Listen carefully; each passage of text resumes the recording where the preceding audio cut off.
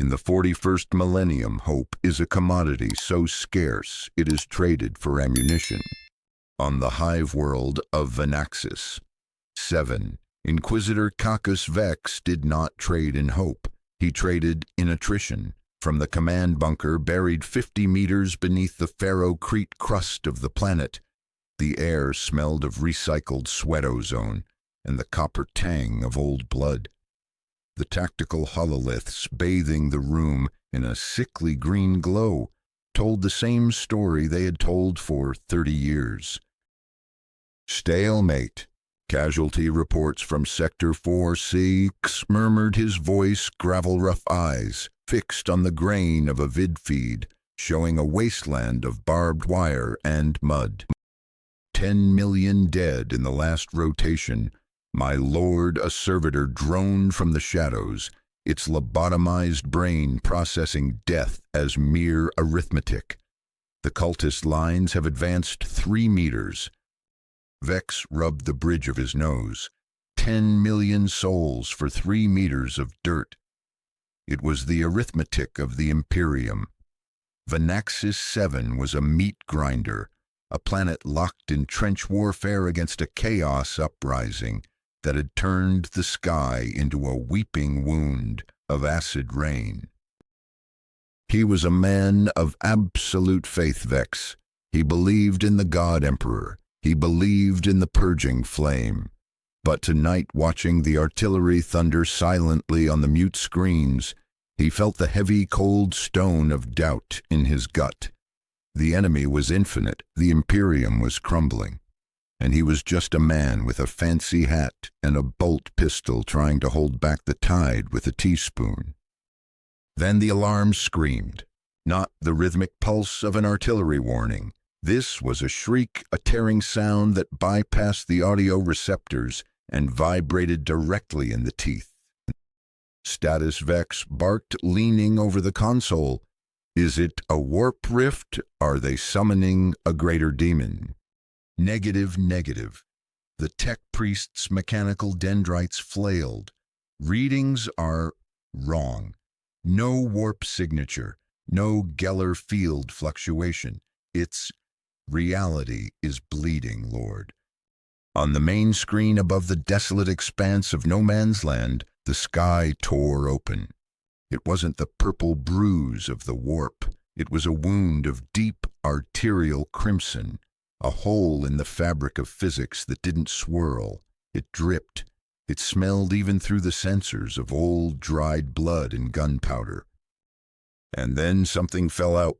It didn't descend with the grace of a drop pod or the scream of a gunship. It plummeted like a discarded rag doll, trailing shadows that seemed to scream in languages that made the bunker's psychers clutch their heads and wail. The impact shook the bunker. Dust rained from the ceiling. Get me eyes on that crater. Vex ordered, his hand instinctively drifting to the rosette on his chest. Now.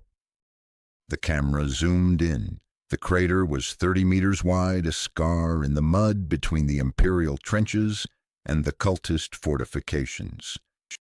Silence fell across the battlefield. It was an unnatural, heavy silence.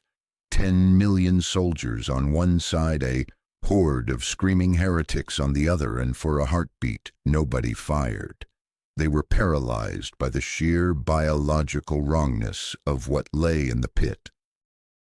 Then the laughter began. It didn't come through the voxcasters. It didn't come through the air. It blossomed inside Vex's skull, deep and rich and terrifyingly amused. It was the sound of a man who had just heard the punchline to a joke the rest of the galaxy was too stupid to understand. Psychic attack, Vex hissed. Sanctioned psychers erect barriers. But the laughter wasn't psychic, it was just loud. On the screen, a figure rose from the smoke. He was tall, impossibly, unnaturally tall, with a frame that looked like it had been stretched on a rack. He wore a crimson greatcoat that defied the wind, billowing with a life of its own. A wide-brimmed fedora shadowed a face that was pale as marble, framed by long raven black hair. But it was the glasses that froze Vex's blood, orange-tinted circular spectacles that caught the muzzle flashes of distant artillery and reflected them back like burning eyes. The figure dusted off his coat, looking around at the hellscape of the 41st Millennium, the corpses, the burning hive cities, the sky weeping acid, and he grinned. It was a shark's grin filled with too many teeth. "Well, well, well," the entity said. Vex heard it clearly, as if the man were standing next to him. "This is either hell, or I finally found somewhere that understands proper urban planning." Vex watched his knuckles white on the console. "Identify target. Is it Xenos mutant? Unknown lord. It registers as biological, but dense, like a black hole made of meat. On the field, a chaos cultist, perhaps driven mad by the silence or just possessing the suicidally short lifespan of his kind, climbed over the parapet. He raised a laser gun and fired. The bolt of coherent light struck the figure in the chest. It punched a hole straight through him. Smoke curled from the wound where a heart should have been. Vex let out a breath he didn't know he was holding. Target neutralized. It bleeds. But the figure didn't fall. He looked down at the smoking hole in his chest, then back up at the cultist. His grin widened, stretching almost to his ears. "Oh," the entity said, his voice dripping with mock sympathy. "You shouldn't have done that." Before Vex's eyes, the hole closed. It didn't scar over. It didn't stitch. The flesh boiled, knit together, and smoothed over in a single second, accompanied by a sound that the audio pickups caught, a sound like 1,000 whispers screaming in unison. The cultist screamed. He fired again, and again, and again. Every shot hit. Heads, limbs, torso, and every wound healed before the next bolt could arrive. The figure stood there, taking the fire, looking genuinely bored.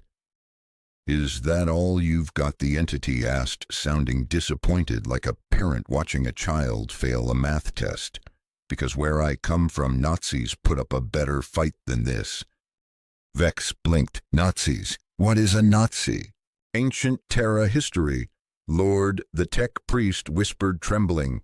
"Pre-unification. Very bad." The figure in red raised his right hand. The air shivered and a weapon appeared. It was a handgun, technically, but calling it a handgun was like calling a bolter a pea shooter. It was a monstrosity of chrome and steel, easily 30 centimeters long, a 13mm hand cannon that looked less like a weapon and more like a religious artifact dedicated to the god of overkill. On the side, engraved in silver script, "Jesus Christ is in heaven now." "Let me show you how it's done," the entity purred. He pulled the trigger. The sound was not a gunshot. It was a bell tolling, a deep, resonant boom that shook the camera feed. The cultist didn't die. He evaporated. The upper half of his torso simply ceased to exist, turned into a red mist that coated the barbed wire behind him. Vex recoiled. Throne of Earth. That's not a standard projectile. That's mass reactive ordnance in a pistol. The entity, this Alucard, though Vex did not know the name yet, started walking. He didn't run. He didn't take cover. He strolled towards the chaos lines as if he were taking a leisurely walk through a park, ignoring the last fire raining down on him like a man ignoring a light drizzle. A cultist charged him with a chainsword, screaming praise to the dark gods. Alucard didn't even slow down. He caught the roaring diamond-toothed blade with his bare hand. Vex watched in horror as the teeth tore through the entity's palm, shredding skin and muscle. The entity didn't flinch. He leaned in, staring into the cultist's eyes. "Ooh, aggressive foreplay," Alucard whispered the audio pickup, catching every perverse syllable. "I like that in a heretic." With a flick of his wrist, he tore the chainsword from the cultist's grip, reversed it, and bisected the man from shoulder to hip with his own weapon. He dropped the sword and drew a second gun, this one silver, long-barreled, and equally impossible. "Open fire!" Vex shouted into the comms, snapping out of his trance. "Everything we have. If it's not wearing Aquila, it dies. Lord, the cultists are engaging him if we fire now." "I said, fire," Vex roared. "That thing is an abomination. Use the heavy bolters. Call in the Valkyries." On the screen, the battlefield erupted. From the Imperial lines, thousands of last bolts and heavy stubber rounds poured into the figure. From the Chaos lines, autoguns and plasma fire converged. Alucard was the center of a storm of metal and energy that would have leveled a Titan. And he was loving it. He stood in the crossfire, arms spread wide, head thrown back. His coat was shredded, his body punched through 12 times a second. He dissolved into blood and shadow and reformed over and over again. "Yes," the entity screamed, laughing through a mouthful of blood. "Yes, this is more like it. You people understand that life is cheap and violence is abundant. We're going to get along great." Vex watched his stomach churning as the shadows beneath the entity's feet began to boil. They spread out like an oil slick defying the laws of light. From the darkness, eyes opened. Red glowing eyes, hundreds of them. "What in the name of the Golden Throne?" Vex whispered. The shadows rose up. They took shapes. Wolves. Hounds. Misshapen things made of teeth and nightmare. They surged outward, tearing into cultists and guardsmen alike, with equal joyous ferocity. Alucard reformed in the center of the carnage, wiping blood from his cheek. He sniffed the air, a connoisseur, tasting a fine wine. "Okay, let's see." He counted on his fingers, regenerating a thumb as he spoke. "Lots of war check. Religious zealots check. Body horror check." He inhaled deeply. "Smells like fascism. Tastes like apocalypse. Oh, I think I've died and gone to heaven." "Valkyrie inbound," the tactical officer shouted, making a run. A Valkyrie gunship roared low over the trenches, its nose-mounted heavy bolters churning the mud. The pilot walked the fire directly over Alucard. The explosive rounds turned the entity into a fine red mist. For a moment there was nothing left but a stain on the ground. "Target destroyed," the officer reported, scanning for... 3 seconds later, the mist flowed backward. It spiraled up knitting bone and sinew from thin air. Alucard stood there, pristine, waving at the retreating aircraft. "Hello up there," he shouted, waving his hand like a tourist. "Could you do that again? I want to see if it feels different the second time." Inquisitor Vex sat back in his command throne, the leather creaking under the weight of his realization. He had served the Ordo Malleus for 60 years. He had banished greater demons. He had authorized exterminatus. He knew the limits of flesh and warp craft. This was neither. "He's not dying," Vex said quietly. The fear was gone, replaced by the cold, hard logic of the Inquisition. "If you cannot destroy it, you must cage it."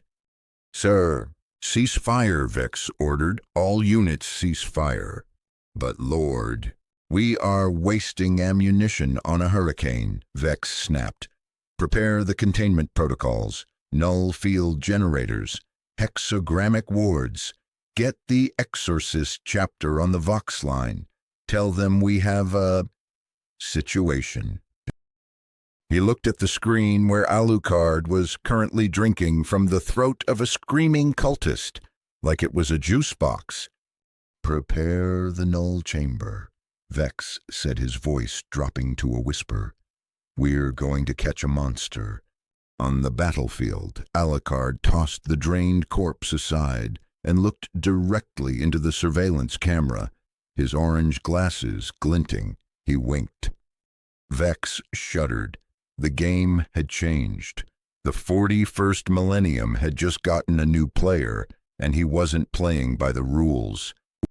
The inquisitorial interrogation chamber was a masterpiece of paranoia.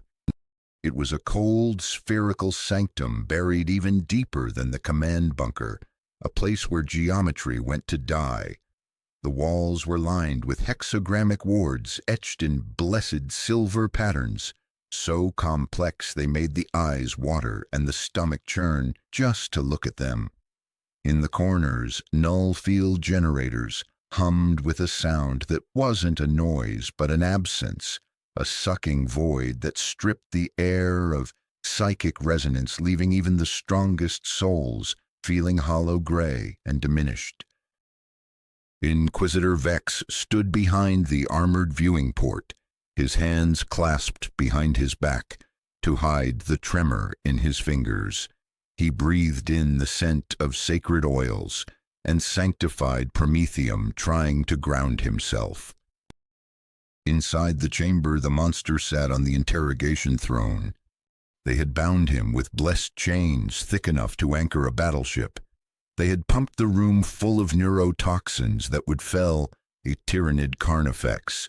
They had surrounded him with 6 space marines from the Exorcist's chapter warriors, whose souls were scarred against the warp, standing like statues of ceramite and hatred storm bolters leveled at the prisoner's head.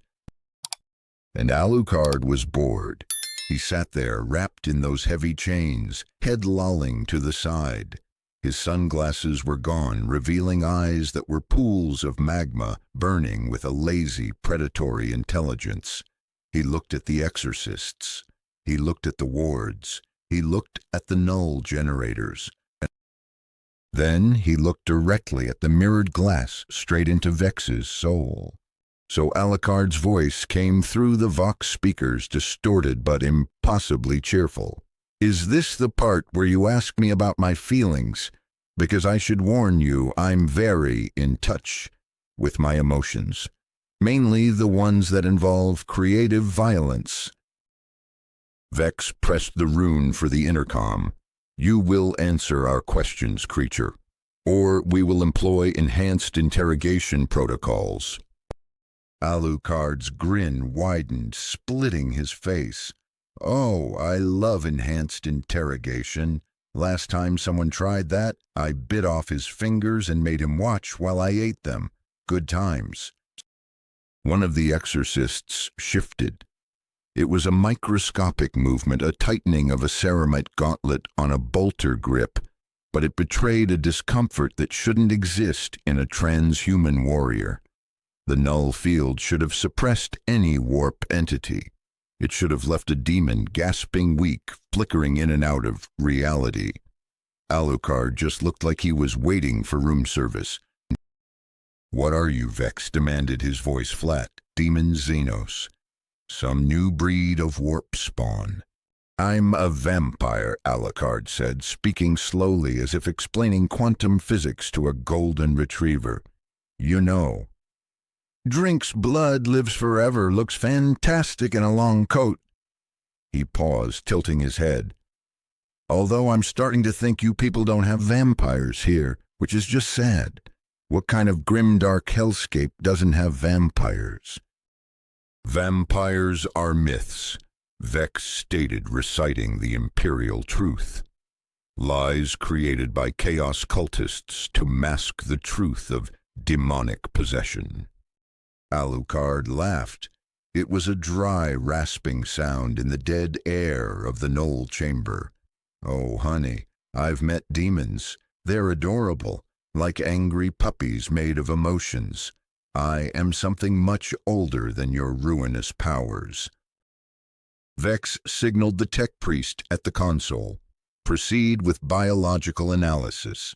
A servo skull descended from the ceiling, its anti-grav motor whining. It hovered before Alucard's face, extending needle-thin probes toward his temple. We will extract the truth from your corrupted biology, Vex said. The needles pierced the skin. Alucard didn't flinch. He didn't even blink. Dark, viscous blood splashed onto the servo skull's sensors. Then physics broke. The blood didn't drip. It stopped in midair. It quivered alive and sentient, and then it lunged. The droplets reversed gravity, flowing backward into the wounds, dragging the probes with them. The servo skull shrieked a mechanical squeal of machine spirit agony as the red fluid invaded its circuitry. It sparked, convulsed, and dropped dead to the floor, smoke curling from its eye sockets. "Oops," Alucard said, looking down at the wreckage. "I think I broke your floaty skull thing. My blood does that sometimes. It's very rude." Vex's jaw tightened until his teeth audibly ground together. Biological analysis was impossible. The creature's very cells were hostile. "Bring in the librarian," Vex ordered. The heavy blast doors hissed open. A towering figure in blue power armor strode in epistolary charis. His psychic hood crackled with contained lightning, the air around him smelling of ozone and headache. He was a psyker of immense power, a man who could flay minds with a thought. Charis stepped up to the throne, ignoring the exorcists. He placed a heavy, gauntleted hand on Alucard's forehead. "I will see the truth of your existence, creature Charis," intoned his voice, echoing with psychic weight. "The Emperor's light will burn away your lies." "Good luck with that," Alucard whispered. "Don't get lost." Charis pushed. Vex watched the monitors. The psyker's brain activity spiked. He was diving deep past the surface thoughts, drilling into the core of the entity's mind to find its origin. For 10 seconds there was silence. Then Charis screamed. It wasn't a scream of pain. It was a scream of infinite, shattering comprehension. The librarian jerked back as if he had touched a live plasma coil. Blood, dark and thick, erupted from his nose, his ears, his eyes. He collapsed to his knees, clutching his head, his psychic hood sparking wildly. "Emperor, preserve us!" Charis gasped, choking on his own blood. He's consumed. There are legions inside him." "About 3 million, give or take," Alucard corrected helpfully from the chair. "I've been collecting for about 500 years. Lost count somewhere around the Renaissance. Started keeping better records after that." Vex stared at the sobbing space marine. Possession, multiple demonic entities. "Not possessed, sweetheart," Alucard said. "Consumed. I ate them." The vampire smiled, and for the first time, Vex saw the true age behind the face. It was a smile that had seen civilizations burn. "All of them," Alucard continued, his voice soft and terrible. "Every soldier, every monster, every poor bastard who thought they could kill me permanently, they're all in here." He tapped his temple with a chained finger. "Well, most of them are screaming eternally, but I like to think that's just their way of socializing." Charis looked up, his eyes wide and bloodshot, seeing something Vex couldn't. His soul. It is not warp-touched. It is something else, something that predates the warp's influence. I saw London burning, crusades, knights, and castles. The librarian shivered violently, and then I saw him impaling thousands on wooden stakes while cities burned around him. The atmosphere in the room shifted. The playful mockery vanished from Alucard's face like smoke in a gale. His features sharpened, becoming regal, cruel, and infinitely cold. The temperature in the chamber dropped 10 degrees frost, forming on the exorcist's armor. Vladislaus Alucard said. The name held the weight of mountains. Voivode of Wallachia. He leaned forward against the chains, the metal groaning. I was killing invaders and terrifying my enemies before your emperor was a twinkle in humanity's collective psychic unconscious, Alucard whispered. I drank the blood of Ottoman soldiers by the barrel. I decorated forests with impaled corpses. And when I finally died, really died, I came back as something worse. Vex felt a chill that had nothing to do with the null generators. The entity claimed to be from Terra, ancient Terra, a relic of a time before the stars were conquered, a ghost from the cradle of humanity. So when you ask what I am, Inquisitor Alucard said, his eyes glowing in the dim light, the answer is simple. I'm the thing that crawled out of humanity's medieval nightmares and decided eternal damnation was actually pretty entertaining. He looked around the high-tech torture chamber with a sneer. Your grim-dark future, I live the grim-dark past. Vex forced himself to speak. He was an Inquisitor. He did not tremble before history. If you are what you claim, then you are an enemy of the Imperium, an abomination that should have been purged millennia ago. Oh, absolutely, Alucard agreed, instantly, the manic humor crashing back in. I'm a walking heresy, a mockery of the Emperor's vision of ordered humanity. I'm everything your Imperium fears about the past coming back to bite it in the ass. Literally in some cases. Then you admit you are a threat to humanity. I'm a threat to everyone, Alucard corrected. That's kind of my thing. The vampire shifted the heavy chains, rattling like jewelry. But here's the fun part, Inquisitor. I've spent 500 years being the strongest thing in my universe. Nothing could challenge me. Nothing could make me feel anything. I was bored out of my undead mind. He looked up at the ceiling, imagining the stars beyond the bunker, and then I fall through a hole in reality into this magnificent clusterfuck.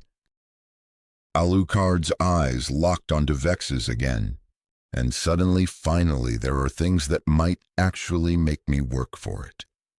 Vex stepped back from the glass. The realization hit him like a physical blow. The creature wasn't trapped. He was waiting. So I'm not your enemy, Inquisitor Alucard purred. I'm your problem, because I'm going to walk through this galaxy taking whatever I want, killing whatever I please, and there's not a damn thing you can do to stop me. And we're both going to enjoy finding out if I'm right. Execution protocols, Vex screamed into the Vox. Kill it now. Inside the chamber, Alucard moved. He didn't struggle, he didn't strain, he simply expanded. The blessed chains, forged to hold greater demons, inscribed with the holiest texts of Terra, didn't just break. They shattered. They exploded into shrapnel as if they were made of cheap glass. Alucard stood up, stretching his arms wide, his tattered coat billowing in a wind that didn't exist inside the sealed room. Shadows boiled up from the floor, coating him, loving him. Now, Alucard said, turning to the 6 exorcist space marines who were bringing their storm bolters to bear. The air filled with the roar of mass reactive fire. Explosions blossomed across Alucard's body, tearing chunks of flesh the size of fists from his torso, his limbs, his head. He was reduced to meat and bone in seconds.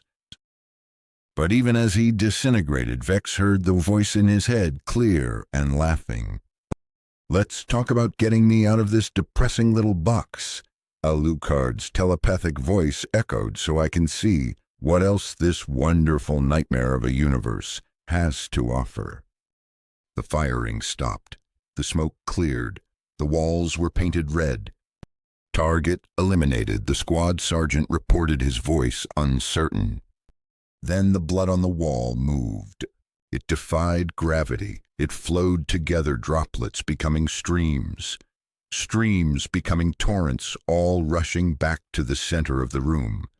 It coalesced, weaving through shadows like thread through cloth. In 3 seconds, Alucard stood there, whole, pristine, not even winded. He brushed a speck of dust from his lapel. That actually tickled, Alucard said, grinning at the giant super soldiers. You boys use explosive ammunition. That's adorable. The Catholics tried something similar back in the 90s. Well, their 90s. I'm still not clear what year it is here.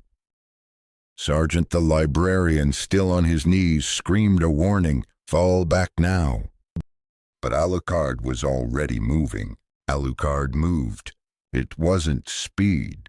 Speed implies distance divided by time, a physical law that the Adeptus Astartes had mastered. The Space Marines of the Exorcist's chapter were transhuman blur, genetically engineered to react faster than a thought. But Alucard didn't move like a soldier. He moved like an edit to the timeline. One moment he was standing amidst the ruin of his shattered chains. The next, his hand was wrapped around the helmet of the nearest exorcist. Vex watched the monitor, his breath catching in a throat raw from screaming orders. The exorcist, Brother Hestus, a veteran of 3 centuries, didn't even have time to traverse his storm bolter. Alucard squeezed. Ceramite is the hardest material in the Imperium's arsenal, a composite capable of shrugging off tank rounds. Under Alucard's gloved fingers, it crumpled like wet parchment. The helmet imploded. There was a wet, sickening crunch that the audio pickups amplified with horrific clarity, followed by the hiss of depressurizing armor, and the silence of a warrior whose head no longer occupied 3-dimensional space. One Alucard counted cheerfully. The remaining 5 exorcists opened fire at point-blank range. The roar was deafening, a wall of mass-reactive noise. Every round struck true. Alucard's body jerked and tore holes, appearing and closing in a grotesque stroboscopic effect. He flowed between the bolt shells like water, like smoke, like a nightmare weaving through the waking world. A backhand casual as swatting a fly sent Brother Sergeant Kale crashing through the reinforced bulkhead, the null field generator sparking and dying as his body destroyed the delicate machinery. 2 Alucard mused, pivoting on a heel. Another exorcist swung a power fist, the energy field, crackling with enough force to pulverize a main battle tank. Alucard caught it. He caught the energy field with his bare hand. Ooh, you've got a punchy glove, Alucard cooed, looking at the lethal weapon with genuine affection. I love punchy gloves. He twisted. The ancient servos of the power armor screamed not mechanically, but as if the machine spirit itself was shrieking in pain. With a wet tear of hydraulics and bone, Alucard ripped the entire arm assembly from the Space Marine's shoulder gauntlet and all. He didn't drop it. He swung the severed limb like a club, knocking the screaming warrior across the chamber. 3. Or is it 4? Alucard looked around at the carnage, genuinely confused. You're all wearing the same outfit. It's hard to keep track. Stop Epistolary Karras rose from his knees, blood still streaming from his eyes, psychic fire wreathing his hands. In the Emperor's name, I command you to exist no more. Yeah, heard it all before, Alucard sighed, dropping the severed arm. The Catholic Church had a whole department dedicated to banishing me. They tried Latin Hebrew, ancient Sumerian. One guy even tried Esperanto. That was just embarrassing for everyone involved. The psychic fire struck Alucard full in the chest. It wasn't heat. It was spiritual dissolution, the pure burning will of the Emperor channeled through a mortal vessel. Alucard staggered. His coat smoked. His flesh blackened and flaked away. For a second, Vex dared to hope. Then Alucard started laughing. "Oh, that actually hurt," the vampire gasped, stepping into the flames. "Do it again." Karras poured more power into the assault, his soul burning like a candle at both ends. The white-hot fire intensified. Alucard's face charred to a skull, then knit back together in seconds, the regeneration fighting the destruction in a stalemate of agony. "See, this is what I'm talking about." Alucard roared through the inferno, his voice ecstatic. "You've got actual magic here, real, genuine hurt. You want a spiritual level magic. My universe just had parlor tricks and religious symbolism, but this is the good stuff." He walked through the psychic storm as if it were a stiff breeze. Karras's eyes widened behind his psychic hood. Impossible. Nothing mortal could withstand this. Nothing immortal should be able to either. Alucard reached out and grabbed the librarian's head with both hands. "Let me show you something fun," he whispered. The mental connection wasn't a probe. It was a crash. Alucard didn't defend. He attacked. He dragged the Space Marine's consciousness into the abyss of his own memory. Vex watched the librarian thrash, screaming as he was forced to witness things no human mind was designed to hold. London burning under the assault of Nazi vampires. Rivers of blood flowing through the streets. A girl with blonde hair and a heart of iron. And deeper forests of impaled corpses. Castles in the snow, the taste of blood consumed for 500 years. Karras tore free, collapsing to the deck, his mind fractured. He is...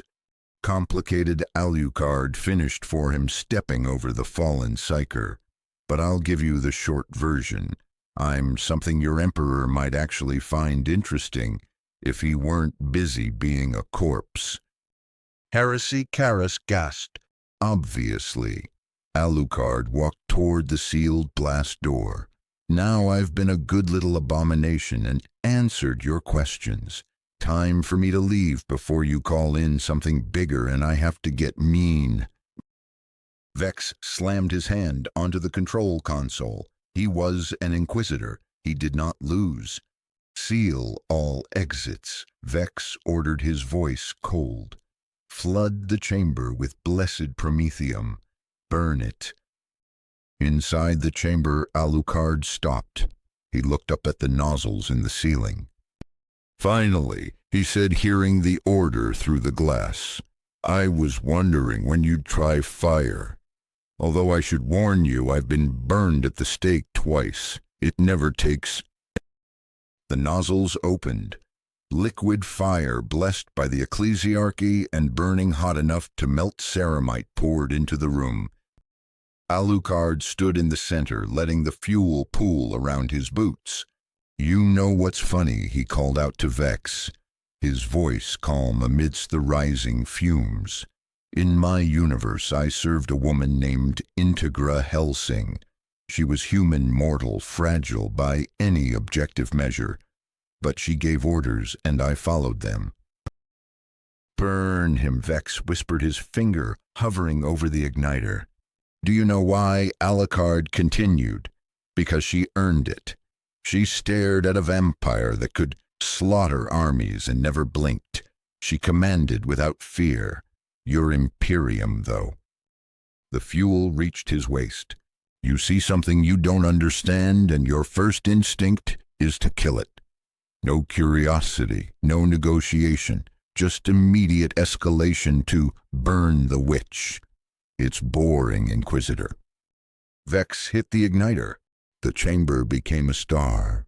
The flashblind filters on the viewing port slammed down, but even through the darkened glass, the light was blinding. The temperature sensors spiked to 4,000 degrees. The Space Marine corpses were incinerated instantly. The librarian screamed once before he was consumed. Alucard burned. His coat vanished. His skin bubbled and liquefied. His bones charred to ash. In 3 seconds there was nothing left but a roaring inferno of sanctified destruction. Vex watched the fire rage. He waited 5 minutes, 10, 15. Maintain the burn, he ordered. I want that chamber at maximum temperature for... A shadow flickered at the edge of his vision, not inside the chamber, behind him. Vex spun, drawing his plasma pistol in a smooth, practiced arc. Alucard was standing there, leaning against the tactical map table. His coat was pristine. His glasses reflected the red emergency lighting. He wasn't even singed. Peekaboo, Alucard said, I found you. Vex fired without hesitation. The superheated ball of plasma struck Alucard in the face. It vaporized everything from the neck up in a flash of blue-white fury. The headless corpse stood there for a moment, swaying slightly. Then it raised one hand and gave Vex a thumbs up. The head regenerated from the neck stump upward. Jaw, teeth, tongue, nose, eyes, all flowing back into existence in a grotesque reverse decapitation. The grin appeared last sharp and predatory. Good instincts, Alucard said, his voice gurgling slightly before his larynx fully reformed. Shoot first, ask questions never. I respect that. Very practical. Vex reached for his Vox bead. All units fall back to secondary positions. Authorization Omega-7, prepare for. Alucard plucked the bead from Vex's ear with speed that made the Inquisitor feel like a statue. He examined the tiny device, then crushed it between 2 fingers. No, no, no, the vampire chided. You don't get to call for backup yet. We're having a conversation. Vex's hands dropped to the melt-a-bomb on his belt. The suicide option. Alucard caught his wrist. Not roughly, just firmly enough to let Vex know that his arm belonged to the vampire now. I could kill you, Alucard said conversationally. Very easily. In fact, I could drink you dry, absorb your soul, add you to the collection. You'd spend eternity screaming in the void of my consciousness, alongside 3 million others. It's not a great retirement plan. Vex stared at him with the unflinching gaze of a man who had sentenced billions to death, then do it Xenos filth. See, that's the thing. Alucard released his wrist and stepped back, leaning against the wall like they were old friends catching up. I don't want to kill you. Not yet, anyway. You're interesting. This whole place is interesting. And I've been so fucking bored for so fucking long.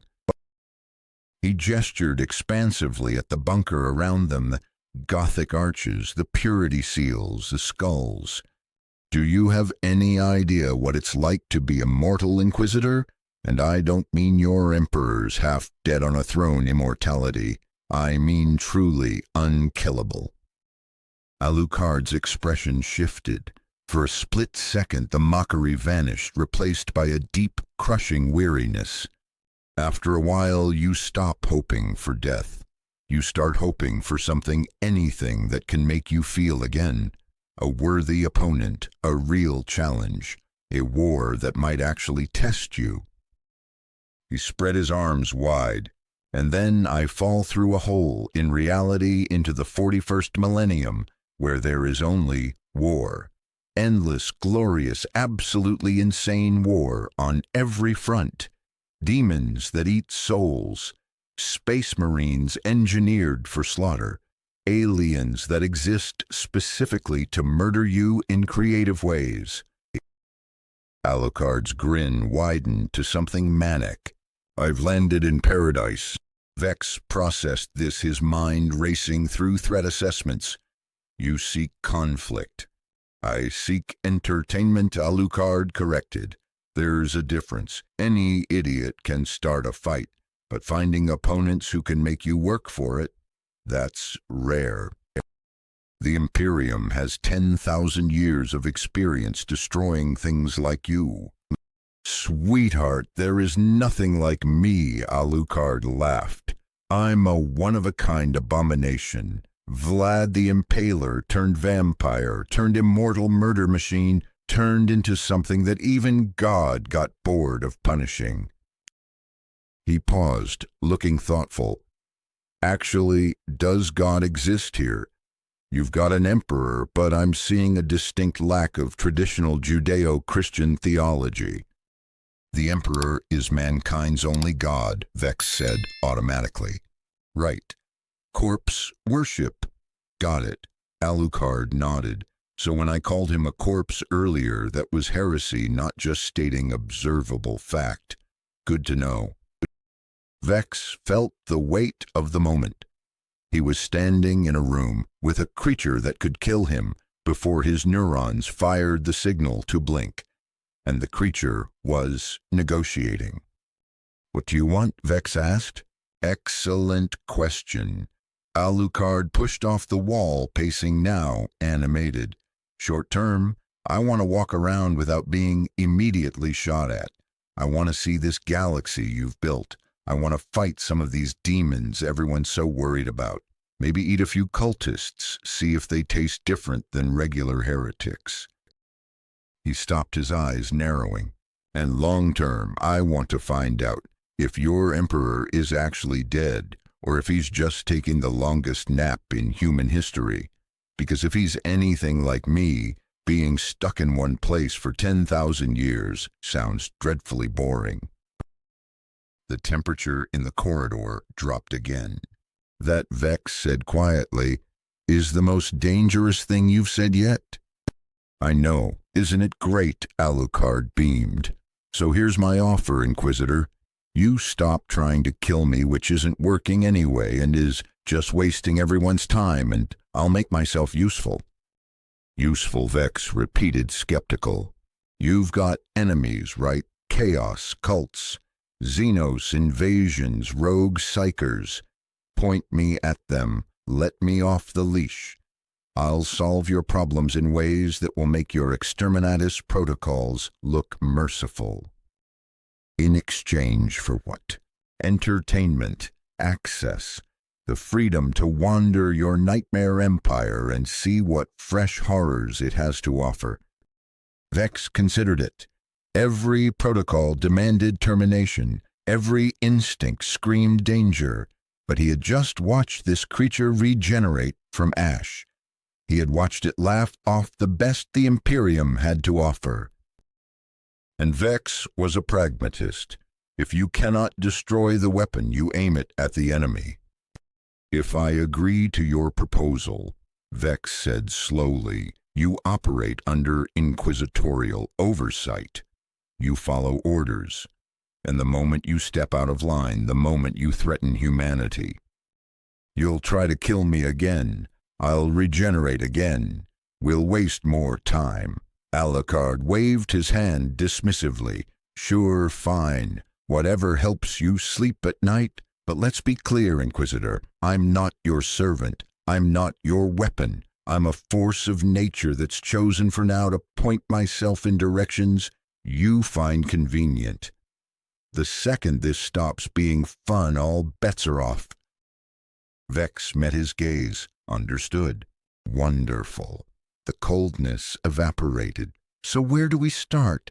"I'm thinking something with demons.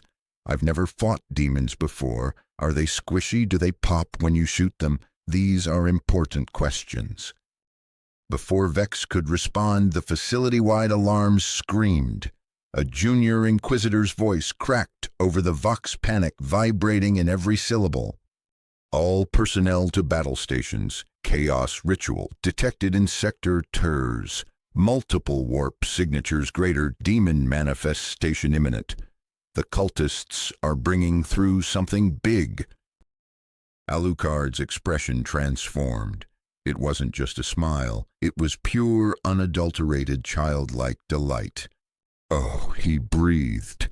Please tell me I get to fight the demon. Please, please, please. Despite the horror of the situation, despite the heresy of what he was about to do, Inquisitor Vex found himself nodding. Get to the Valkyrie pad, top level, Vex ordered. I'll brief you en route. Yes, Alucard punched the air in celebration. This is the best apocalypse I've ever been to. He dissolved into shadows and streaked down the corridor at impossible speed, leaving Vex standing alone, with the crushing realization that he had just unleashed something that might be worse than the demons themselves. The Emperor protects Vex, thought grimly, but I may have just damned us all. The Valkyrie gunship screamed across the acid-scarred skies of Vanaxis 7. At maximum thrust, its engines howling like a banshee in a blender. Inside the troop bay, the air was cold and rattled with the violent vibration of atmospheric flight. Inquisitor Vex checked the loadout of his bolt pistol for the 10th time. Beside him, 12 stormtroopers, the Inquisition's elite, stood in magnetic locked silence. They were veterans of 100 purges, men and women, who had looked into the abyss and spat in its eye.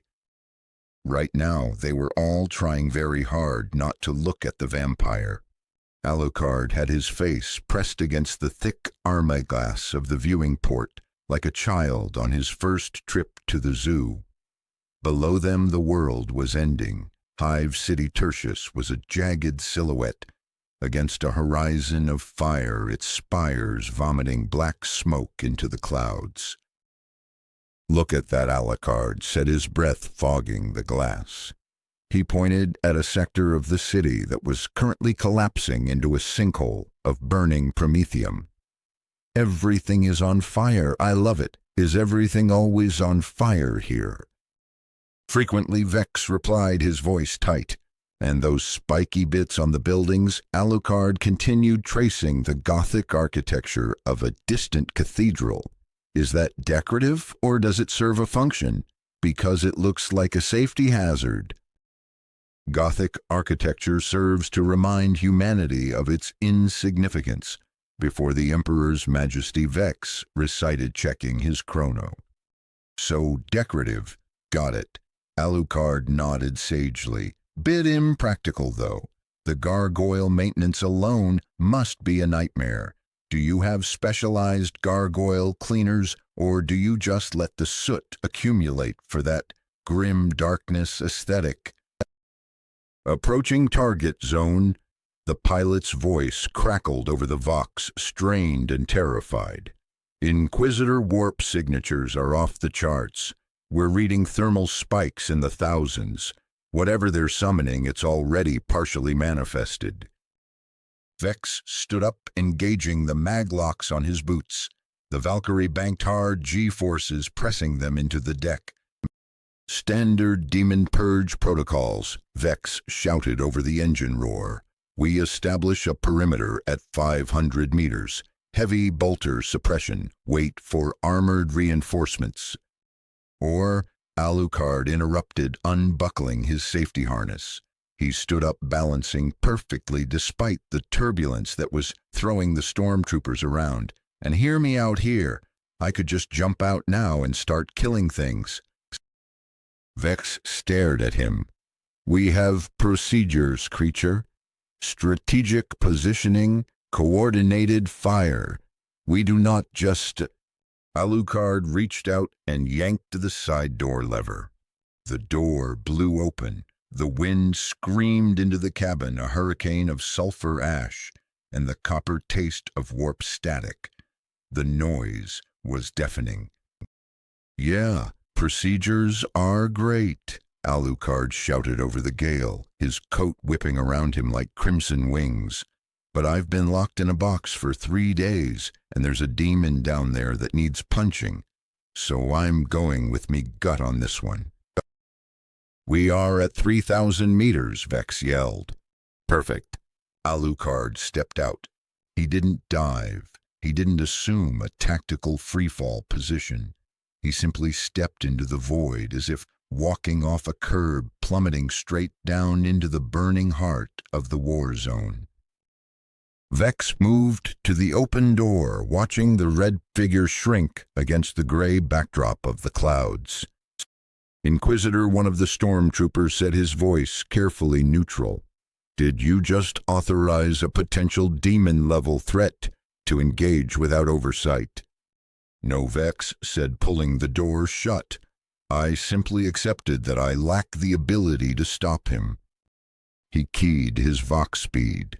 All units, this is Inquisitor Vex. We have an unidentified asset entering the combat zone. Do not engage the entity in the red coat. Focus fire on actual hostiles. Sir, the ground commander's confused voice crackled back. How do we identify actual hostiles versus the asset? Vex looked down at the tactical display where a single red rune was currently falling at terminal velocity towards a mass of enemy signals. The actual hostiles, Vex said grimly, are the ones dying. The ritual site had once been a factorium complex, a temple of industry dedicated to churning out tank treads. Now it was a slaughterhouse. The cultists had carved profane symbols into every surface, walls, floors, the rusting machinery, the bodies of sacrificed workers. 800 heretics knelt in concentric circles around a burning pit of molten slag, chanting in a language that made the air bleed. The sound wasn't just noise. It was a physical pressure, a headache that tasted like battery acid. At the center of the pit, reality was having a seizure. The warp was tearing open. The dimensional barrier, thinned by sacrifice and hate, split like rotten fabric. From the breach, something massive was pulling itself through. It was wreathed in brass and blood, a creature of pure, distilled rage.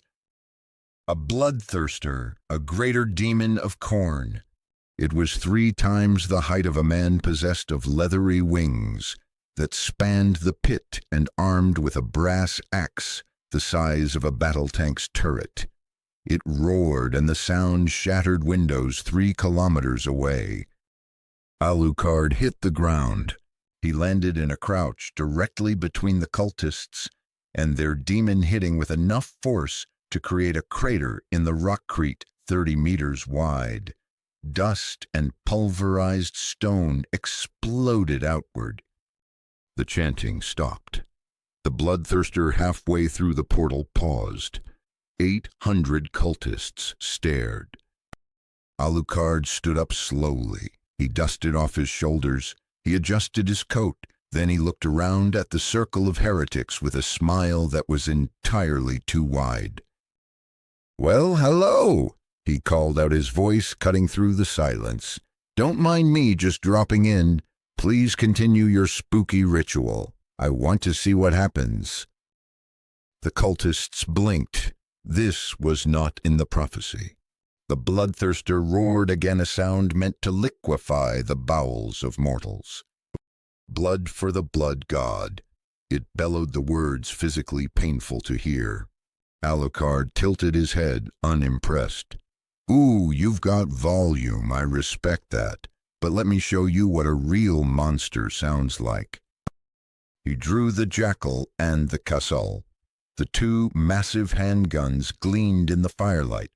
Skulls for the skull throne. The demon screamed, dragging its legs free of the warp. "Milk for the cornflakes." Alucard shouted back cheerfully, mocking the cadence perfectly. The bloodthirster paused mid-motion. Its demonic consciousness, ancient and forged in the fires of eternal war, struggled to process the concept of breakfast cereal. Alucard used the confusion to shoot it in the face. The jackal roared. The 13-millimeter explosive round struck the demon's left eye. For the first time since arriving in this galaxy, Alucard encountered something that didn't immediately turn into a fine red mist.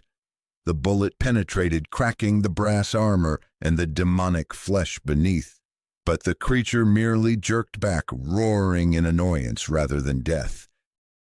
"Oh, you're tough," Alucard breathed, his eyes lighting up. "This is going to be fun."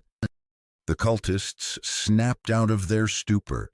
Screaming prayers to the dark gods, they opened fire. Autoguns, stubbers, and las pistols erupted in a chaotic storm of lead and light. Alucard didn't bother dodging. He started walking towards the bloodthirster. Bullets punched through his chest, his face, his legs. He didn't break stride.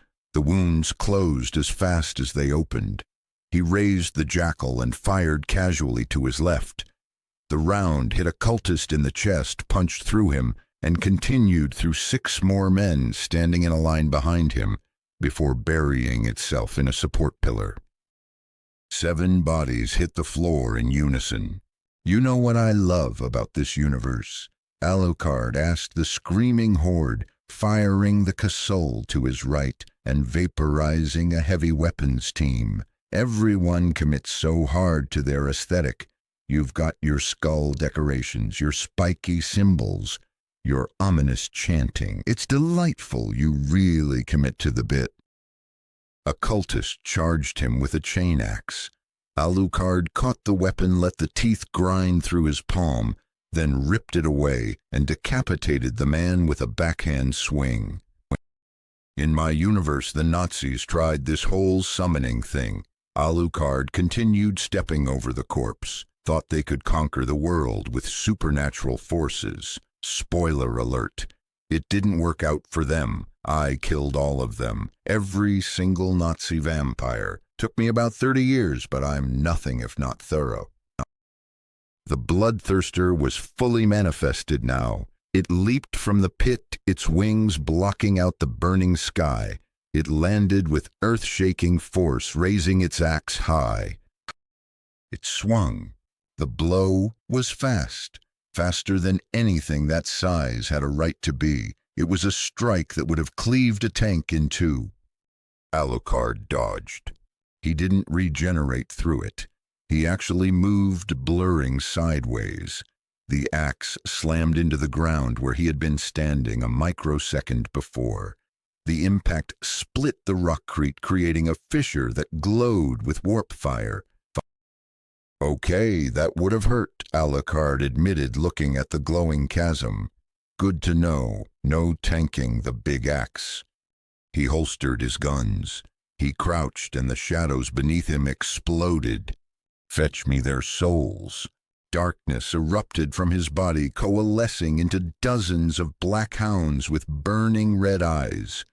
The familiars swarmed the bloodthirster, biting at its legs, tearing at its wings, swarming up its brass armor like ants on a beetle. The demon roared, sweeping its axe through the pack, banishing several constructs back to the void, but more kept coming.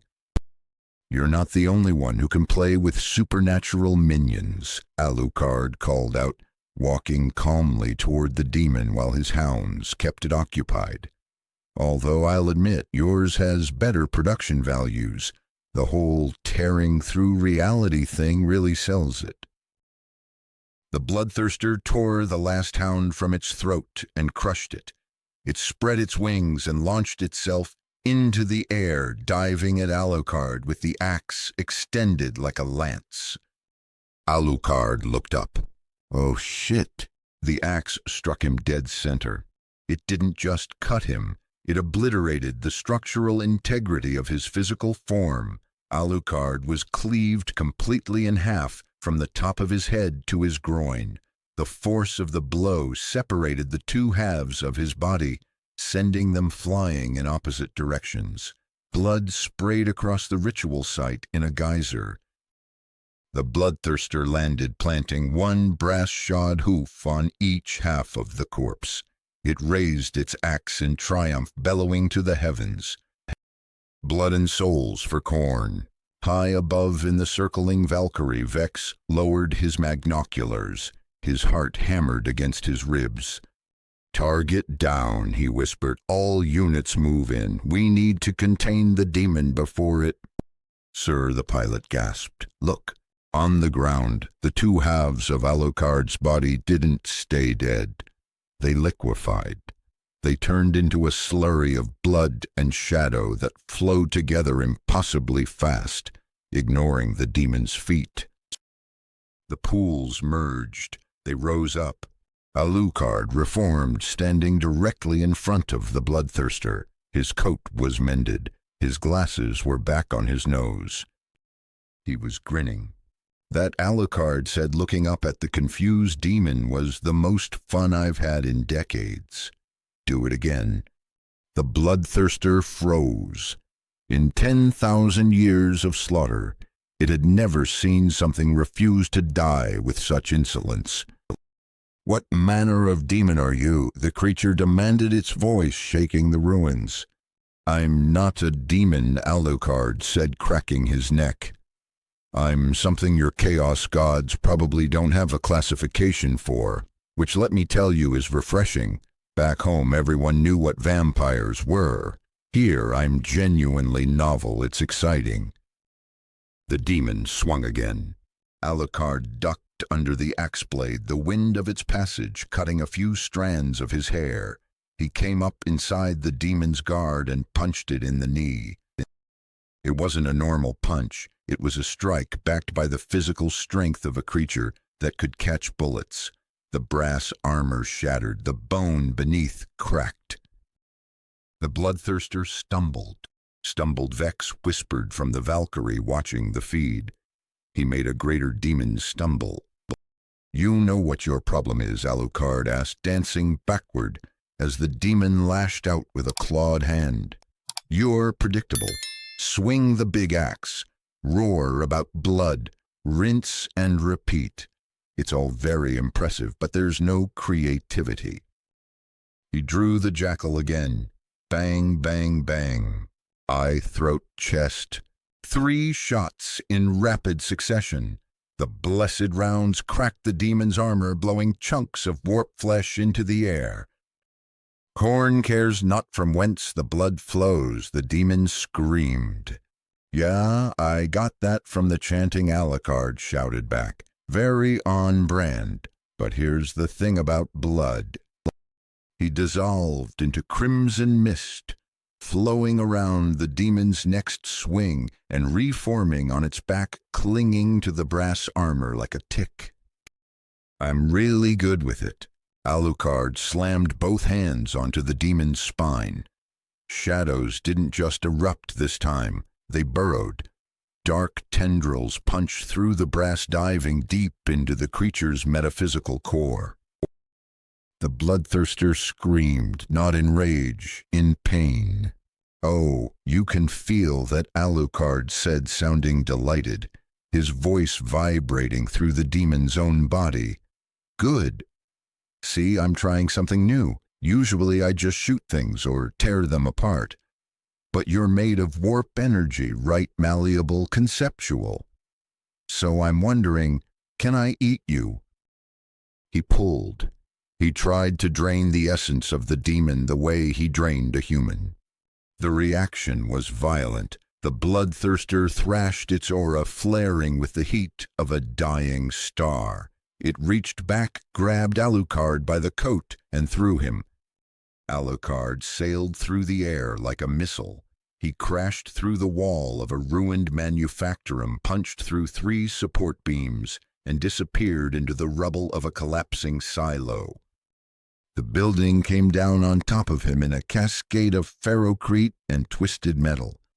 The bloodthirster turned back to the surviving cultists, its form smoking, its essence destabilized but unbroken. "Continue the ritual," it roared. "Bring forth more of Khorne's." The rubble pile exploded. Alucard burst out. He was carrying a massive piece of industrial machinery, a plasma conduit assembly that must have weighed 10 tons. He hurled it like a javelin.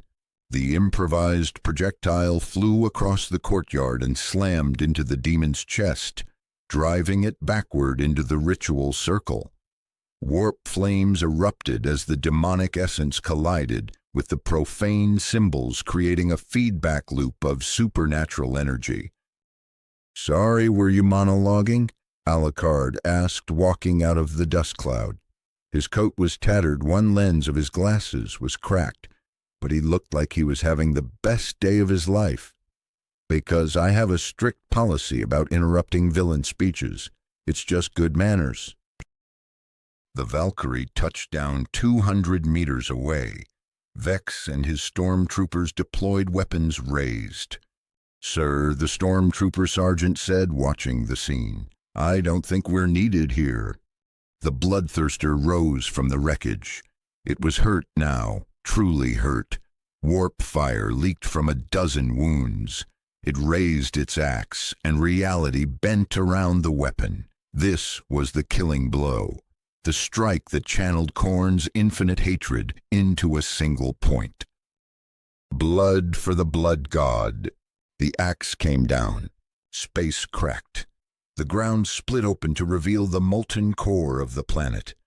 The air ignited. Everything within 100 meters was instantly vaporized. When the fire cleared, the crater was empty of life. Except for Alucard.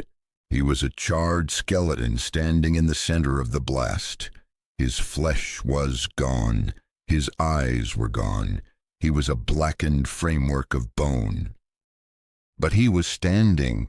Okay, the jawbone moved. A rasping, impossible voice emerged from a throat that wasn't there. Okay, that actually hurt. That was good. I felt that one in souls I absorbed 3 centuries ago. Muscle snapped back onto bone. Skin wove itself over raw meat. The coat reformed from the shadows. "My turn," Alucard whispered. He spread his arms. His presence expanded, filling the crater, heavier than gravity. "I haven't done this in a while," he said, his voice echoing with the chorus of the damned. "It's going to get weird." The blood on the battlefield, the blood of 800 cultists. The blood of the demon, his own blood, began to rise. It formed a sphere of crimson liquid above his head, swirling, churning. "Blood is life," Alucard intoned. "Blood is death. Blood is power, and I have been collecting it for 500 years." The sphere burst. Thousands of hardened blood tendrils launched at the demon like spears. The bloodthirster tried to block, but there were too many. They punched through the brass armor. They burrowed into the demonic flesh. They didn't just cut, they drank. Alucard threw his head back and laughed as the energy flowed into him. "Oh, this is interesting," he shouted. "You taste like rage and murder and 10,000 years of spilled blood. It's like drinking weaponized hate. I love it." The demon fell to one knee, its form flickering its connection to the warp fraying. Alucard blurred forward. He grabbed the handle of the bloodthirster's axe. Smoke erupted from his hands. The weapon was anathema to him, burning his flesh with holy, unholy fire. "This is mine now," he grunted and pulled. He wrenched the massive weapon from the demon's grip. He stumbled back, his hands blazing, and dropped it immediately. "Okay, that was stupid," Alucard admitted, shaking his smoking hands. "Very cool, but stupid. Note to self-warp: weapons burn like a bitch." The bloodthirster, weaponless and drained, looked at him with something resembling fear. "No," it growled. "I am eternal. I am Khorne's will made manifest. I cannot be killed by a vampire wearing a ridiculous coat." Alucard drew the jackal. He walked up to the kneeling giant. He pressed the barrel of the gun against the demon's forehead. "Yeah," Alucard said softly, "but my gun is blessed. Had it made by a crazy Catholic weapons enthusiast. Turns out religious symbolism works if you commit to it hard enough. You are an abomination, and that," Alucard grinned, "is going to be really embarrassing for you in Demon Hell. Tell the other monsters I said hello." He pulled the trigger. He didn't stop pulling. He emptied the entire magazine into the demon's skull. The blessed rounds tore the creature's essence apart. With a final screaming roar, the bloodthirster exploded into warp energy and was dragged back into the Imperium. Silence fell. Alucard stood alone in the center of the carnage. He ejected the empty magazine, the metal clinking loudly on the rockcrete. He slid a fresh one home. "Well," he said to the empty air, "that was fun." Inquisitor Vex lowered his bolt pistol, the barrel smoking in the cold, dead air. The silence that followed the banishment of the bloodthirster was heavy, a physical weight pressing down on the scorched earth. The stormtroopers stood in a ragged perimeter, their hell guns humming, looking at the charred, regenerating figure in the center of the crater. Alucard was reloading. The metallic clack-clack of fresh magazines sliding into the jackal and cassol was the only sound in the world. He spun the massive handguns on his fingers, holstered them with a flourish, and dusted off his lapels. "Well," Alucard said to the empty air, his voice echoing off the ruins, "that was fun." Vex stepped forward, his boots crunching on glass that had once been sand. He kept his distance. He had seen what this creature did to a greater demon. He had no illusions about what it could do to a human. "You fought well," Vex admitted, the words tasting like ash in his mouth. "Unconventionally, insanely, but well." "Thank you," Alucard beamed, turning to face him. "That means a lot coming from someone whose entire civilization is built on being really good at murder. High praise, truly." He kicked a piece of the bloodthirster's brass armor. It hissed, dissolving into warp mist. "Although I have to say, your demons are weird," Alucard mused, tilting his head. Back home, demons were metaphorical, religious concepts given form, bad habits with claws. But these guys, they're real, tangible, made of literal rage and murder, given physical shape through collective psychic energy. It's fascinating. Vex narrowed his eyes. "You understand the nature of the warp?" "I'm a quick study," Alucard tapped his temple. 500 years of immortality gives you a lot of time to learn things. Also, I may have absorbed a few memories from that big guy when I was trying to eat him. Very educational. Corn seems like an asshole, by the way."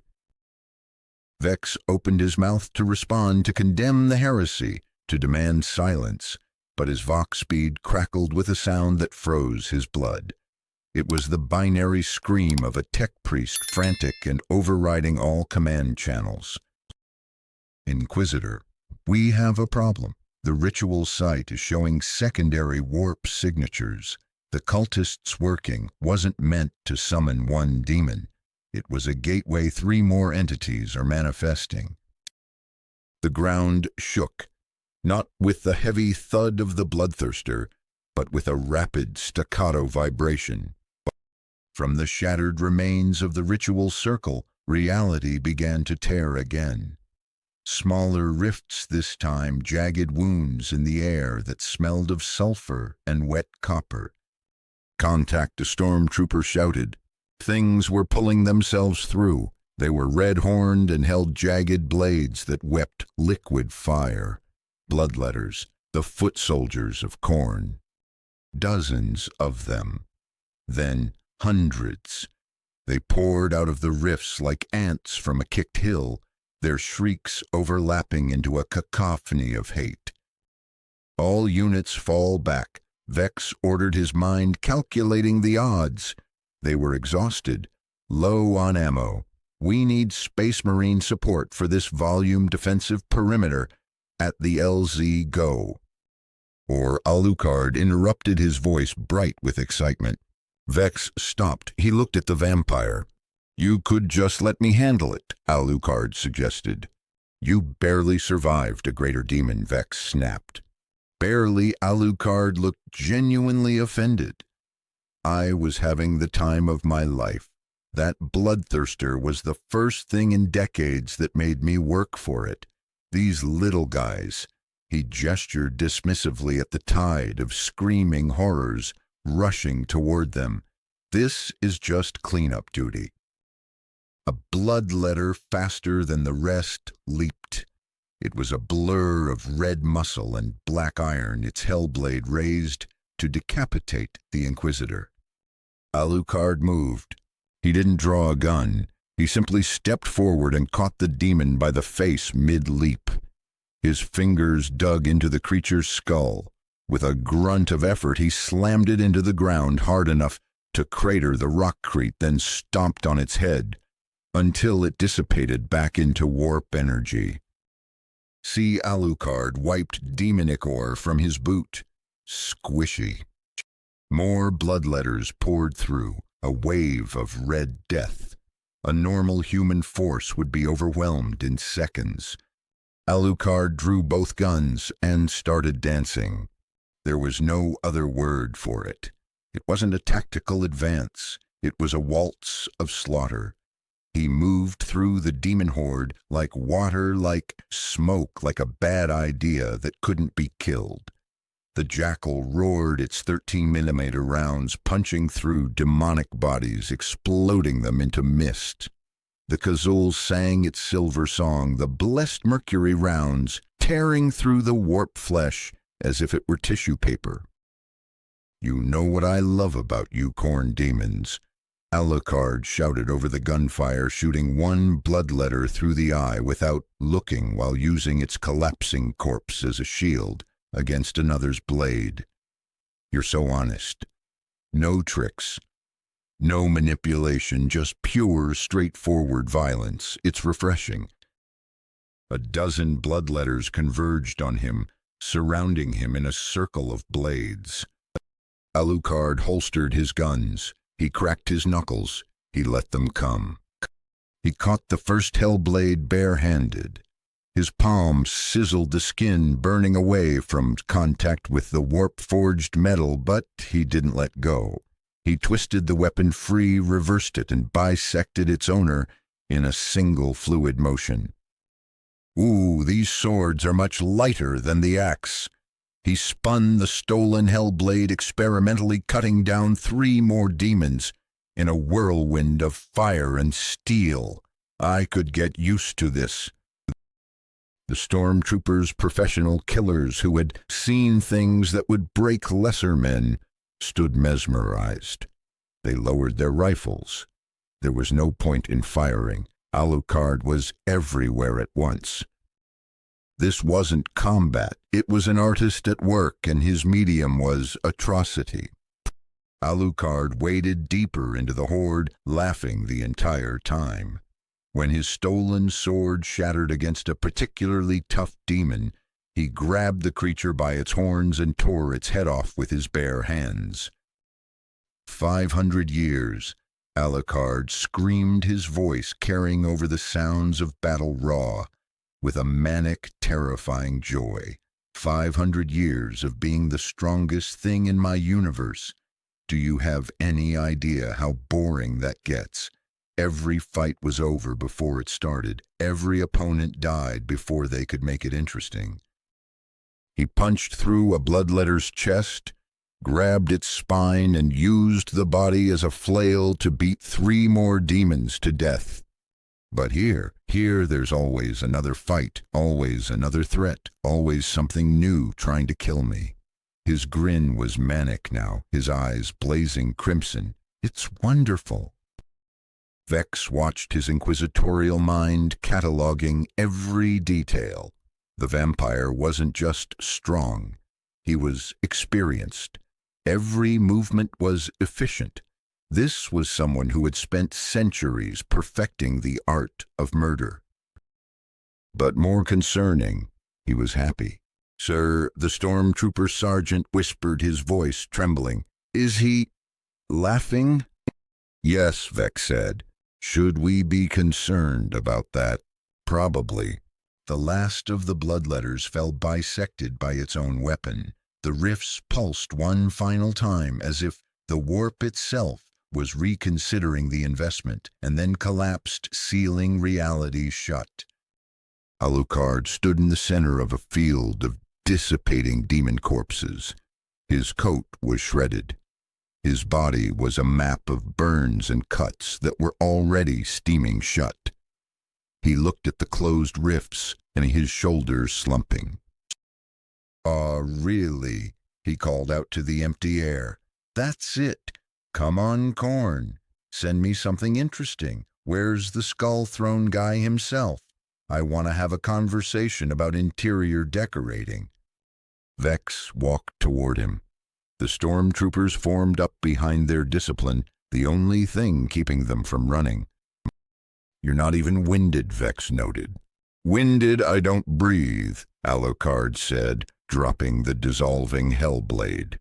"Well, I do for talking purposes, but it's not strictly necessary. One of the perks of being dead." He turned to Vex, wiping blood from his glasses. "So what's next? More cultists, different kind of demon orcs. I keep hearing about orcs. Are they fun to fight?"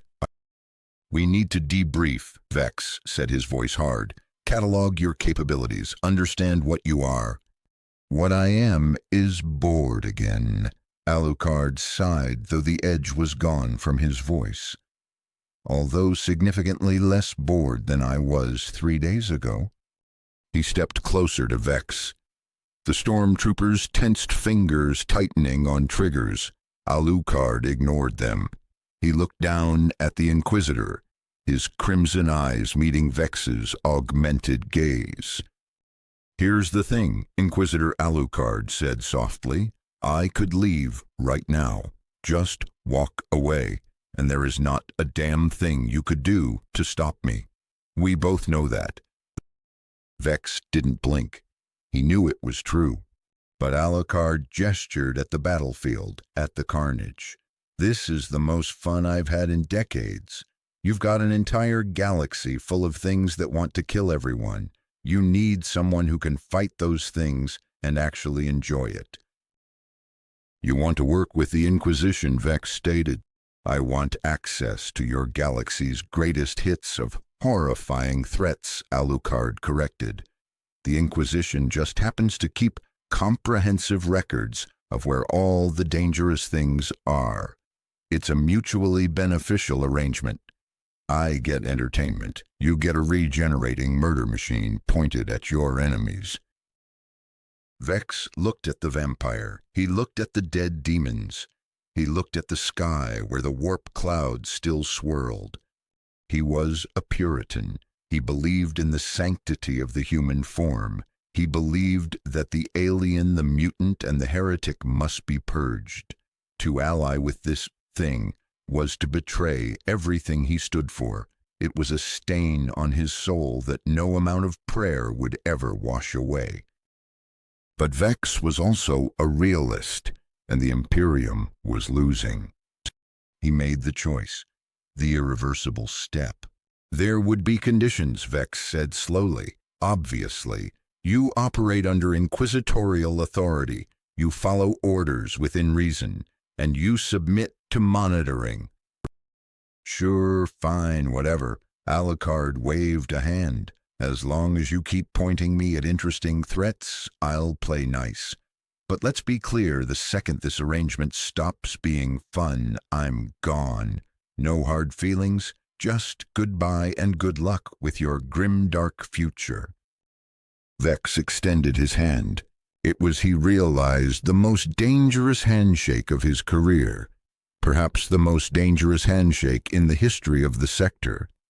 "Welcome to the Inquisition, vampire," Vex said.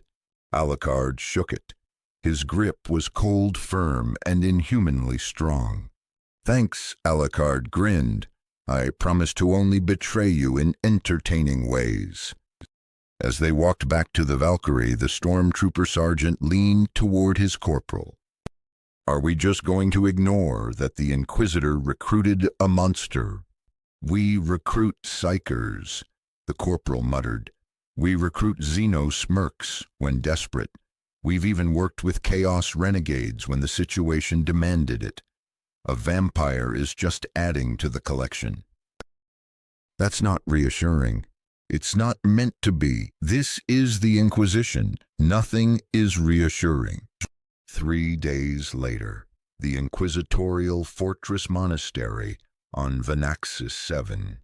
The Librarium Hereticus was a cavernous hall of dust and shadows, smelling of ancient parchment and the slow decay of knowledge. Gothic spires reached toward the vaulted ceiling, lost in darkness. Servitors drifted silently between the stacks, cataloging heresies that would burn the minds of lesser men. None of them were prepared for Alucard. So this is what passes for a library around here, the vampire said, his voice echoing too loudly in the sanctified silence. He wandered through the aisles with his hands in his pockets, looking at the books with mild disdain.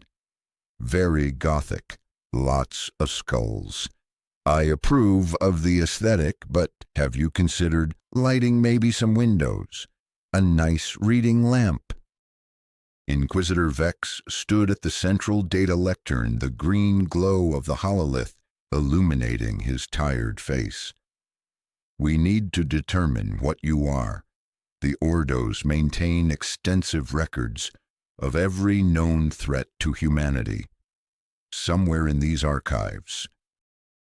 You won't find me, Alucard interrupted. He was examining a preserved specimen in a glass jar, some kind of alien parasite, suspended in blessed amber. He tapped the glass. I checked your calendar. You're about 40,000 years past my time. Everything I knew is dust. And apparently, humanity decided to get really into religious fascism while I was gone. The Emperor protects Vex said, automatically crossing the aquila over his chest. Does he, though? Alucard turned, leaning against a stack of forbidden grimoires.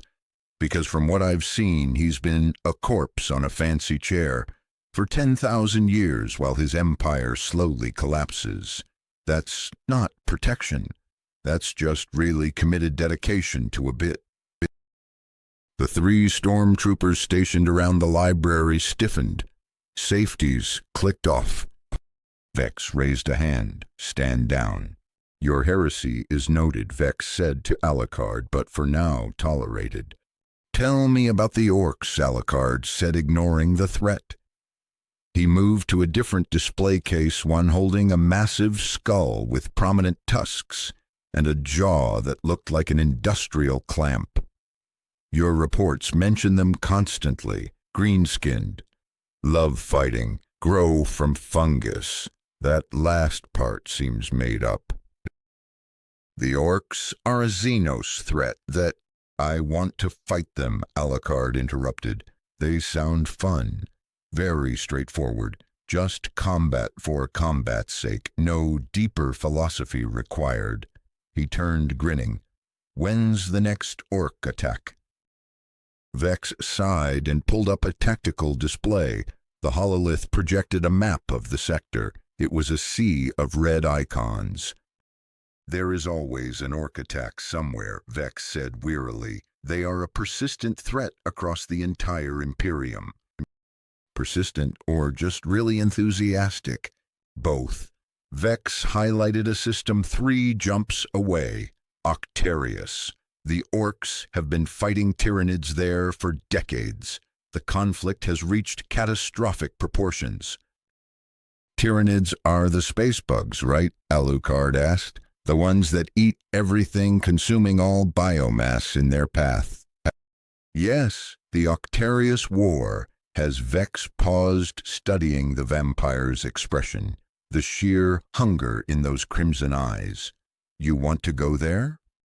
I really want to go there, Alucard confirmed. Orcs fighting space bugs in an endless meat grinder. That's exactly the kind of ridiculous violence I'm looking for. That is a death sentence, Vex warned. Even space marines avoid Octarius when possible. Alucard's grin widened. Inquisitor, I was cut in half yesterday and regenerated from getting vaporized this morning. Death sentences are more like strongly worded suggestions in my case. Before Vex could respond, the fortress alarm screamed. Red emergency lighting bathed the librarium. A panicked voice crackled over the Vox network, shattering the stillness. Contact multiple contacts Orc assault craft detected in low orbit. They're dropping directly on the fortress, estimated 5,000 greenskins. Inbound all personnel to the transmission cut off in static and the distinctive WAAAGH of Orc battle cries. Alucard's expression transformed into pure childlike delight. He looked at the ceiling as if he could see through the kilometers of rock and steel to the ships descending from the void.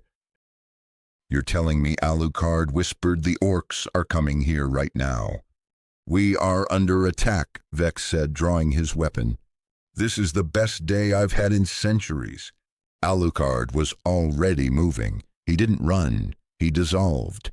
Shadows streamed toward the fortress walls, moving faster than the eye could follow. Vex activated his Vox speed. This was it. The moment of truth. He had brought the monster into the house. Now he had to let it eat. All units, battle stations, this is not a drill. Vex ordered, running toward the blast doors. The vampire is already engaged. Do not fire on the entity in the red coat. Concentrate fire on actual hostiles. Sir, one of his stormtroopers panted, running alongside him. How do we identify actual hostiles? Vex checked the ammunition counter on his bolt pistol. He remembered the laughter in the trenches. He remembered the joy in the slaughter. The ones that aren't laughing while they kill, Vex said. The Orc attack was not a military maneuver. It was a natural disaster with an attitude problem. 40 rocks, hollowed-out asteroids fitted with crude retro thrusters and filled with screaming greenskins slammed into the ash wastes surrounding the fortress monastery. The impact registered as a seismic event that cracked the foundations of the planetary crust. Dust clouds the size of continents rose into the atmosphere, instantly turning day into a choking brown twilight. From the craters the green tide poured forth. They came in trucks that spewed black smoke. They came in dreadnoughts, deaf dreads that walked with a lumbering, clanking gait, their buzzsaws spinning. But mostly they came on foot. 5,000 Orcs charging across the killing fields, firing weapons that defied ballistics, shouting a single unified syllable that resonated in the psychic ether like a thunderclap. What? Alucard materialized on the fortress's outer wall. The wind whipped his hair across his face. Below him the ground was moving a living carpet of muscle and aggression. He leaned over the parapet, grinning so hard his face hurt. "Oh, you beautiful green bastards!" Alucard shouted down at them, his voice cutting through the roar of battle. "You're magnificent." The nearest Orc, a massive specimen covered in scars and crude iron plates, looked up. He saw a stick figure of a human in a red coat standing alone on the wall, laughing. The Orc grinned back. "Oi, you look like a proper scrap." "I know, right?" Alucard yelled. He didn't wait for the ladders. He didn't wait for the breach. Alucard vaulted over the edge, falling 30 meters to land in a crouch that cratered the rockcrete. He stood up, dusted off his lapels, and drew his guns. "Let's have some fun." He fired. The jackal barked, and the big Orc's head vanished in a spray of dark blood. 3 more orcs converged, waving choppas, crude axes the size of shovels. Alucard shot them all. Precision fire, 1 bullet, 1 kill, efficient, clean. But then he noticed something wonderful. There were more.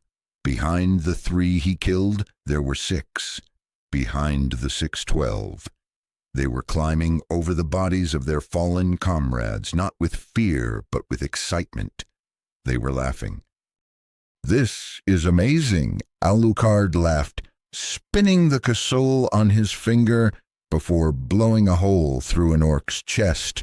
"You just keep coming, no strategy, no fear, just pure aggression. I love it." An orc fired a shooter at point-blank range. The crude bullets, essentially jagged scrap metal propelled by explosives, tore through Alucard's chest, shredding his lungs and heart. He didn't stop. He regenerated while shooting the orc in the face, the flesh knitting together even as he stepped over the corpse to beat 2 more greenskins to death with their own severed limbs. "Oi!" The bellow shook the ground. A path cleared through the mob. A massive shape pushed its way to the front. This was a knob, a leader. He was 8 feet of muscle and bad attitude, wearing armor made from scavenged tank plating. One arm had been replaced by a power claw that crackled with stolen energy. "I used a war boss," the knob roared, pointing his claw at Alucard. "You fight me now." Finally, Management Alucard tossed aside the orc leg he'd been using as a club. I was wondering when someone in charge would show up. The war boss charged. He moved with the momentum of a runaway freight train. The power claw swept out, aiming to take Alucard's head. Alucard dodged backward, the energy field missing his nose by millimeters. He fired the cassol, the blessed silver round sparking off the orc's crude iron jaw plate. "Okay, you're tough and fast," Alucard noted, dodging a backhand swing. "This keeps getting better." "Wah!" The war boss lunged again. This time Alucard didn't dodge. He caught the power claw. He grabbed the crackling energy field with both bare hands. Smoke erupted from his palms as the disruption field boiled his flesh. Alucard didn't let go. He leaned in his face, inches from the orc's tusks, staring into the beast's yellow eyes. "You know what I respect about you orcs?" Alucard grunted through the pain, his regenerating muscles straining against the hydraulic strength of the machine. "No philosophy. No politics, no religious justification. You fight because you want to. It's honest."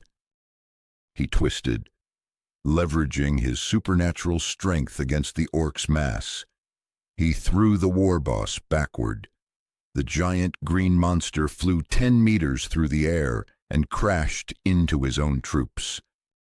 The surrounding orcs went wild. They stopped shooting at the fortress. They stopped trying to breach the wall. They formed a circle, a fight pit. This was entertainment. This was proper. Round 2, Alucard offered steam rising from his healing hands. The war boss got up, shaking his head. He looked at Alucard. He grinned. "Whoa!" They collided like charging rhinos. The power claw tore through Alucard's shoulder, severing his left arm completely. Blood sprayed in a crimson arc.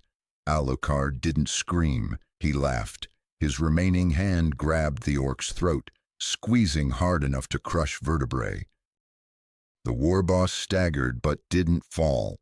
Orcs didn't do falling. He grabbed Alucard by the coat and headbutted him. Crack. The impact shattered Alucard's glasses. It crushed his nose. It caved in his forehead. "Yes!" Alucard shouted, blood streaming down his face, his left arm already growing back from the stump. More. It was a brawl of primal savagery. The power claw tore through Alucard's torso. Alucard's regenerated arm punched through the orc's chest plate. The war boss bit into Alucard's shoulder. Alucard bit back, tearing a chunk of green flesh from the orc's neck. Finally, after 5 minutes of carnage, Alucard managed to get both hands on the war boss's head. He twisted. With a wet, sickening snap, the orc's neck broke. The war boss collapsed. Alucard stood over him. His coat was rags. He was covered in blood red and green. He was panting not from exertion, but from the sheer thrill of it. He looked around at the circle of hundreds of orcs. "Who's next?" he roared.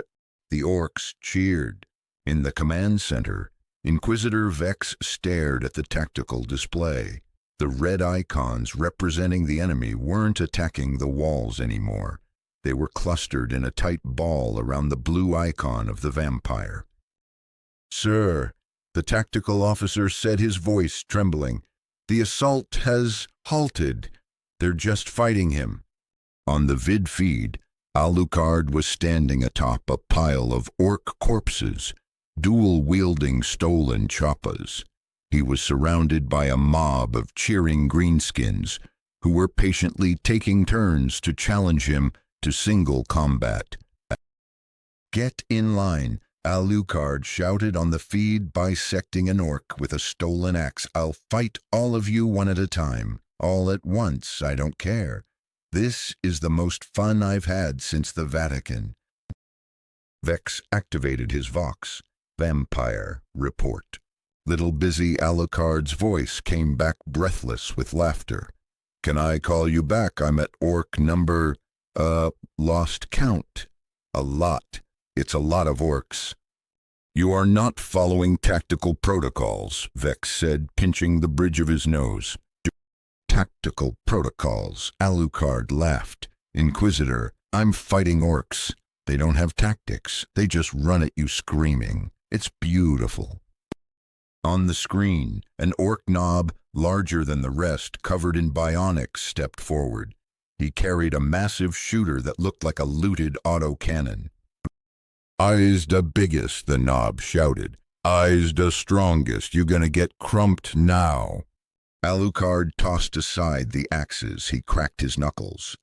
The knob fired. The barrage of high-caliber rounds tore Alucard's torso to hamburger. He regenerated while the knob was still firing, closed the distance in a blur, and grabbed the gun barrel. The metal glowed red-hot as Alucard crushed it, causing the weapon to explode in the orc's hands. The knob looked at his missing arm.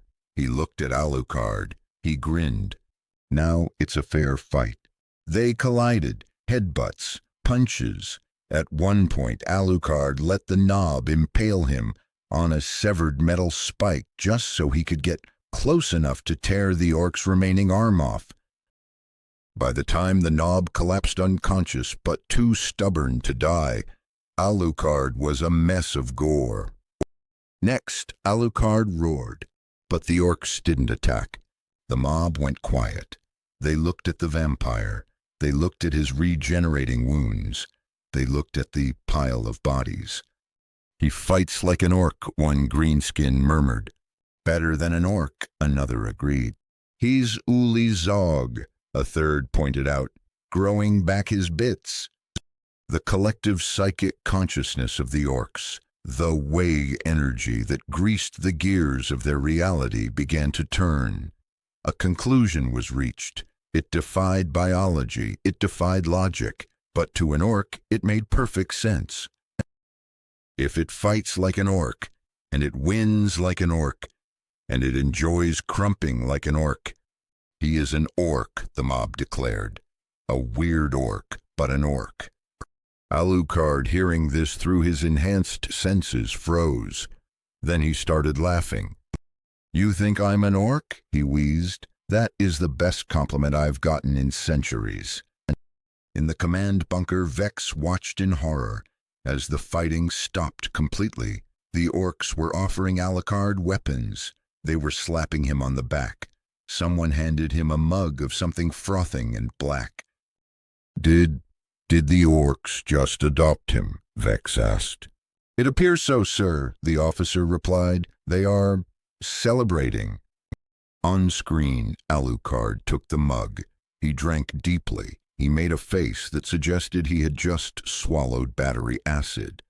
This tastes like industrial solvent mixed with motor oil, Alucard announced. I love it. What do you call this? Fungus brew, the Orks chorused. It's terrible, Alucard cheered. Give me another. Vex stared. The vampire had formed an alliance with Xenos. This was a violation of the most fundamental laws of the Imperium, suffering not the alien to live. Sir, the officer asked, should we engage? Vex looked at the screen. He looked at the 5,000 Orks now friendly toward humanity's newest asset. He thought about the endless war on Octarius. He thought about the sheer amount of paperwork involved in executing a vampire who was currently getting drunk with an alien army. No, Vex said, making the decision that would haunt his career. Stand down. Let's see where this goes. But Sir Xenos' cooperation is... I am aware of the regulations, Vex snapped. I am also aware that we now have potential access to Ork mercenaries who answer to someone we can actually communicate with. The strategic implications are unprecedented. 3 days later, the Adeptus Mechanicus Research Wing. The truce held. The Orks were camped outside the fortress walls, drinking fungus beer and occasionally fighting each other for entertainment. Inside, Alucard sat in a reinforced examination chamber, surrounded by enough scanning equipment to analyze a starship's core. Magos Theta 7. Gamma circled him slowly, his mechadendrites twitching with curiosity. This is fascinating. The Magos synthesized his voice, a robotic drone. Your cellular structure regenerates at a rate that should be thermodynamically impossible. The energy requirements alone, where does it come from? The souls, Alucard said casually, kicking his feet up on the examination table. 3 million of them, give or take. They're like batteries, really angry, screaming batteries. The Magos' optical sensors whirred. Souls are not energy sources. They are metaphysical constructs, religious concepts. Tell that to the people inside me, Alucard suggested. They won't stop screaming about it. A junior tech priest attempted to draw blood. As the needle withdrew, the blood in the vial began to move. It swirled, defied gravity, and tried to flow back toward Alucard through the glass. The priest dropped the vial in terror. Sorry, Alucard apologized insincerely. My blood does that. It gets clingy. Magos Theta 7. Gamma retrieved the vial. Autonomous cellular behavior. Self-directed biomass. This violates approximately 47 principles of established biology. Biology is more of a guideline in my case, Alucard said. You claim to be from ancient Terra, from before the Age of Strife. Yep, 15th century, WAAAGH. Ever heard of it? Historical records are fragmentary. But you question the Omnissiah's divinity. The Magos leaned closer, his lenses glowing red. You questioned the machine spirits. I question everyone's divinity, Alucard said. I've met vampires who thought they were gods. I've fought cyborg Nazis who believed their own hype. Divinity is just a word for really powerful and convinced you're special. Heresy, a junior priest whispered. Add it to the list, Alucard agreed. I'm already heretical by approximately 17 different imperial standards. What's one more? The Magos processed this. His logic engines ran probability calculations. The entity was a heretic, a monster, but he represented data, unique, unprecedented data. I would like to study you further, the Magos said. Your regenerative capabilities could revolutionize imperial biotechnology. Not happening, Alucard cut him off. First, I don't understand it myself. Second, do you really want 3 million screaming souls in every soldier's head? That's a recipe for instant insanity.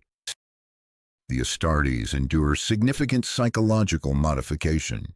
The Space Marines are warrior monks, with the emotional range of a lasgun Alucard deadpanned. Adding my particular brand of madness to that mix would create something that makes Chaos Marines look well-adjusted. Vex's voice came over the Vox intercom. "We are done here. The transport is arranged." Alucard hopped off the table. "Finally, I've got an Ork WAAAGH waiting outside, and we're going on a road trip." "Your cooperation with the Xenos the Magos," asked, stopping him. "Why?" Alucard turned at the door. "Because they appreciate honest violence, Magos. No philosophy, no religious justification, just, we like fighting, so we fight. It's refreshing compared to your Imperium's constant need to justify every atrocity with the Emperor's will." "The Emperor's will is absolute. The Emperor is a corpse who hasn't spoken in 10,000 years, Alucard said flatly. "You're all just guessing, making up doctrine as you go, hoping you're not worshipping the galaxy's most elaborate weekend at Bernie's situation." Silence fell in the lab. The tech priests stared scandalized but unable to act. "Are we done?" Alucard asked Vex through the glass. "Because if I have to listen to one more lecture about the sanctity of toasters, I'm going to eat someone." "We are done," Vex said. "Get to the transport. The Eternal Repentance is waiting." "Eternal Repentance," Alucard mused. "Catchy name. Does it have a bar?" "It has a brig." "Close enough." Alucard walked out, leaving the Mechanicus to question 10,000 years of dogma. He had an army of Orks, a stash of terrible fungus beer, and a ticket to the deadliest war zone in the galaxy. Things were finally looking up. The Eternal Repentance was less a starship and more a cathedral that had been violently shoved into the void. It was a 3-kilometer-long Gothic nightmare of flying buttresses, gargoyles, and engines held together by spot welds and the desperate prayers of 10,000 tech priests. Alucard stood on the observation deck, his face pressed against the armored viewport. Outside the Geller field, a shimmering bubble of reality that kept the madness at bay, the warp boiled. It was a sea of impossible colors, of screaming faces that formed in the ether and dissolved back into chaos. "This is amazing," Alucard whispered, his breath fogging the glass. "You have literal hell as a transportation method. Who thought that was a good idea?" The Emperor Inquisitor Vex said from the shadows behind him. He hadn't slept in 40 hours.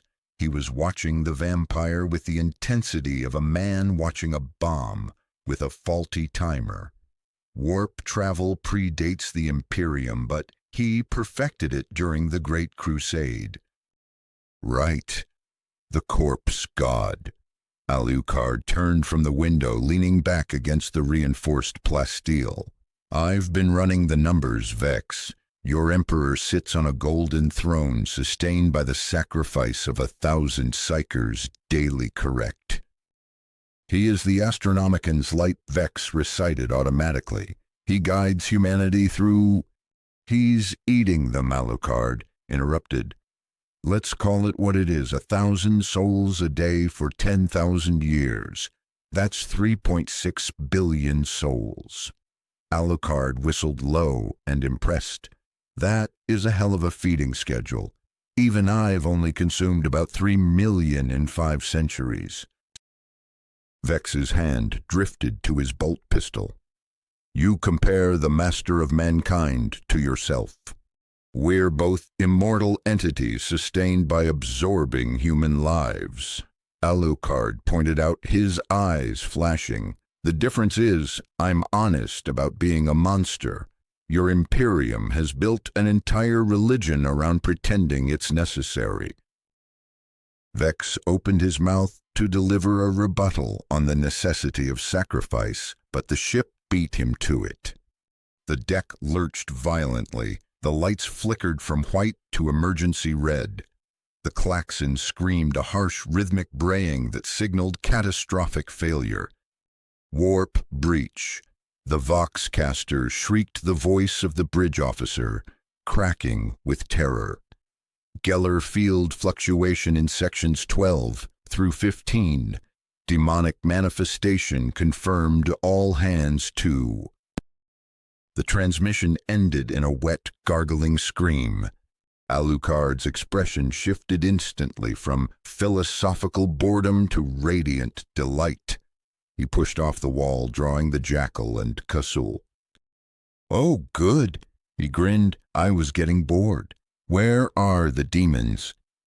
"Lower decks," Vex said, already moving his bolt pistol drawn. "The Orks are quartered there." Even better, they ran. The descent into the bowels of the eternal repentance was a journey into madness. As they passed the lower bulkheads, the geometry of the corridors began to weep. The walls bled. The air tasted of perfume and rotting meat, the scent of Slaanesh. They kicked open the blast doors to the cargo bay and walked straight into a rave in hell. The bay was a cavernous space filled with smoke, purple lightning, and violence. Dozens of orcs were engaged in hand-to-hand combat, with horrors that defied description, creatures with too many limbs, too few clothes and claws that glistened with poisons, designed to overload the nervous system with agony and ecstasy. Demonettes, lesser demons of Slaanesh. The orcs were having the time of their lives. Proper weird gits, one orc bellowed, swinging a wrench at a creature that looked like a crab crossed with a supermodel. "They don't die right." "They taste funny," another orc yelled, spitting out a mouthful of purple ichor, like perfume and sadness. Alucard surveyed the scene. 40 orcs, 60 demons, and physics taking a personal day. "Gentlemen," Alucard announced, his voice booming over the shrieks of the damned, "and demonic entities of questionable gender. Let's make this interesting." He opened fire. The jackal barked, sending 13mm explosive rounds, tearing through the silken forms of the demonettes. The Kasul sang its blessed silver bullets burning through warp flesh. Every shot was a kill. Every kill was a messy explosion of sensory overload. "Oh, hey, boss," the orc, Nob, the one with the bionic eyes, shouted, waving a severed demon limb. "Save some for us. There's plenty to go around." A demonette, lithe and terrifyingly fast, lunged at Alucard. It moved with a fluid grace that made the eyes hurt to track. Alucard caught its wrists mid-strike. He looked into its multifaceted insectoid eyes. "You know," he said conversationally, holding the hissing creature in place, "you remind me of someone I knew once. Rip Van Winkle. She was German psychotic and had terrible taste in men. Also a vampire. You'd have liked her." The demonette shrieked something in a tongue that sounded like glass breaking. Alucard interpreted it as a threat. "Sorry, I don't date co-workers," he quipped. "Or demons. Or anything that exists in more than 3 dimensions." He head-butted the creature hard. The demonette's skull cracked with a sound like a wet branch snapping. Alucard shot it twice in the chest before it hit the floor. "Professional standards," he muttered. But the breach was widening. The Geller field was failing completely in this sector. The air pressure dropped as the warp leaked in. More entities were pulling themselves through the tear in reality bloodletters, this time drawn by the violence, their red forms clashing with the purple decadence of Slaanesh. "We need to seal the breach," Vex shouted, firing his bolt pistol into the mass. "If the field collapses, the entire ship is lost." Or Alucard suggested shooting a bloodletter that was crawling on the ceiling. "We could make it bigger and see what happens." "That is insane. I am immortal and traveling with orcs to the deadliest war zone in the galaxy." Alucard laughed. Sanity left the building a while ago. As if challenged by his arrogance, the breach tore open further. Something massive stepped through. It wasn't a grunt. It wasn't a foot soldier. It was a prince. A demon prince of chaos. Undivided, a creature that had once been a mortal champion but had ascended through centuries of atrocity. It towered over the cargo bay, a nightmare of mutating flesh, brass armor, and weeping sores. It radiated an aura of command that made the orcs stumble and the stormtroopers weep blood. "You, the demon prince," roared its voice, bending reality. "You are not of chaos, not of order. What are you?" Alucard stopped shooting. He holstered his guns. The smile dropped from his face, replaced by something ancient and cold. "I'm Alucard," he said, "and you're about to have a very bad day." He spread his arms. "Let me show you something I haven't done since London," Alucard whispered. The shadows in the corners of the room surged toward him. They didn't just darken the lights, they swallowed them. "Let me show you what happens when I get serious." "Restraint level 0, he intoned. "Release?" The cargo bay exploded into darkness. It wasn't just shadow, it was memory. It was history. From the black tide, shapes began to rise. Not constructs, people. 3 million of them. They clawed their way out of Alucard's shadow, a legion of the consumed.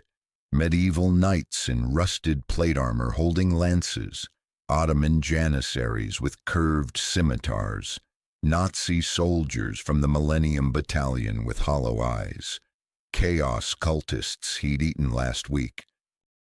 They swarmed into the bay, a silent, screaming army of ghosts. "This is level 0, Alucard announced, his voice layered with the chorus of millions. "Every soul I have ever consumed, given form. Welcome to my personal army." The demon prince stepped back. It had fought Space Marine chapters, it had slaughtered worlds, but it had never seen an army of the dead pour out of a single man. "Impossible," the demon growled. "No mortal can." "I'm not mortal," Alucard said simply. "I'm something your chaos gods don't have a classification for." He snapped his fingers. The army surged. They hit the demon prince like a tidal wave. The prince swiped its claws, vaporizing dozens of spectral soldiers. But for every one it destroyed, 10 more took its place. They climbed its legs. They stabbed at its eyes. They weighed it down with the sheer mass of human suffering. Alucard walked through the chaos, casually reloading his guns as his personal legion tore a demigod apart. "You're tough," Alucard admitted, shooting the prince in the knee as he walked past. "But you're just throwing energy around, no technique."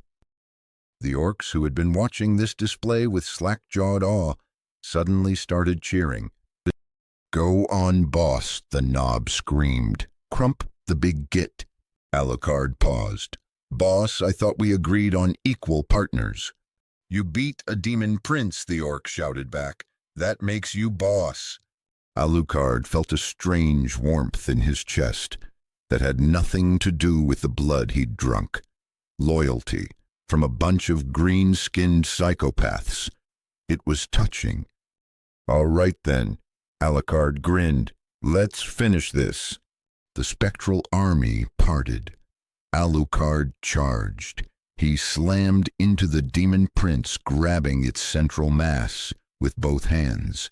He didn't try to rip it apart physically. He tried to drink it. He opened his soul and tried to drag the demon's essence into the void of his own consciousness. "What are you doing?" the demon shrieked, feeling the pull.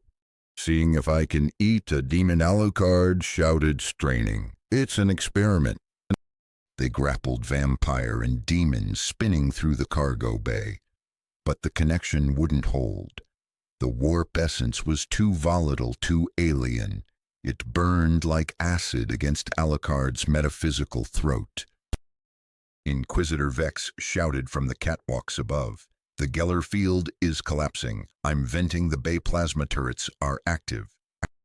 30 seconds, Vex warned. "Oh, you're going to shoot me again," Alucard yelled, still wrestling the prince. "This is becoming a pattern, Vex." 10 seconds move.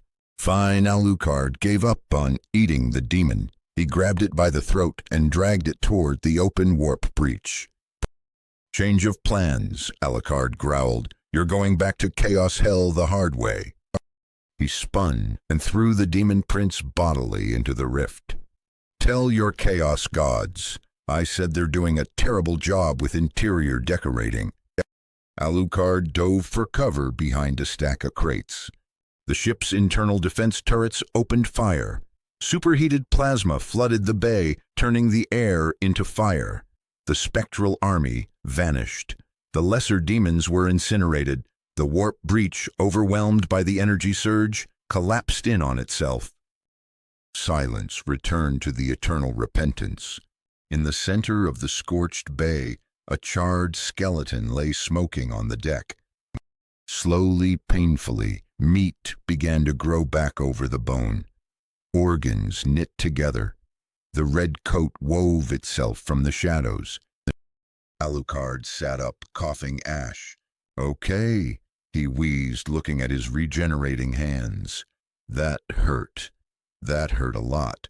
Pretty sure I was vapor for a few seconds there. Educational."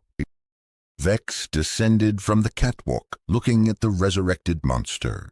"You survived," Vex said, amazed despite himself. "I always survive." Alucard groaned, standing up. "That's kind of my thing." The ship shuddered again. Different alarms this time. Biological. "Captain to Inquisitor Vex." The Vox crackled. "We have dropped out of the warp, but we have company. Tyrannid bioship detected.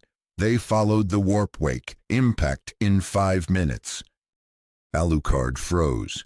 Then a smile slowly spread across his soot-stained face. A shark's smile. "Oh, wonderful," he whispered. "I get to fight space bugs early." The Tyrannid bioship was a monstrosity of bone and meat, latching onto the eternal repentance like a leech.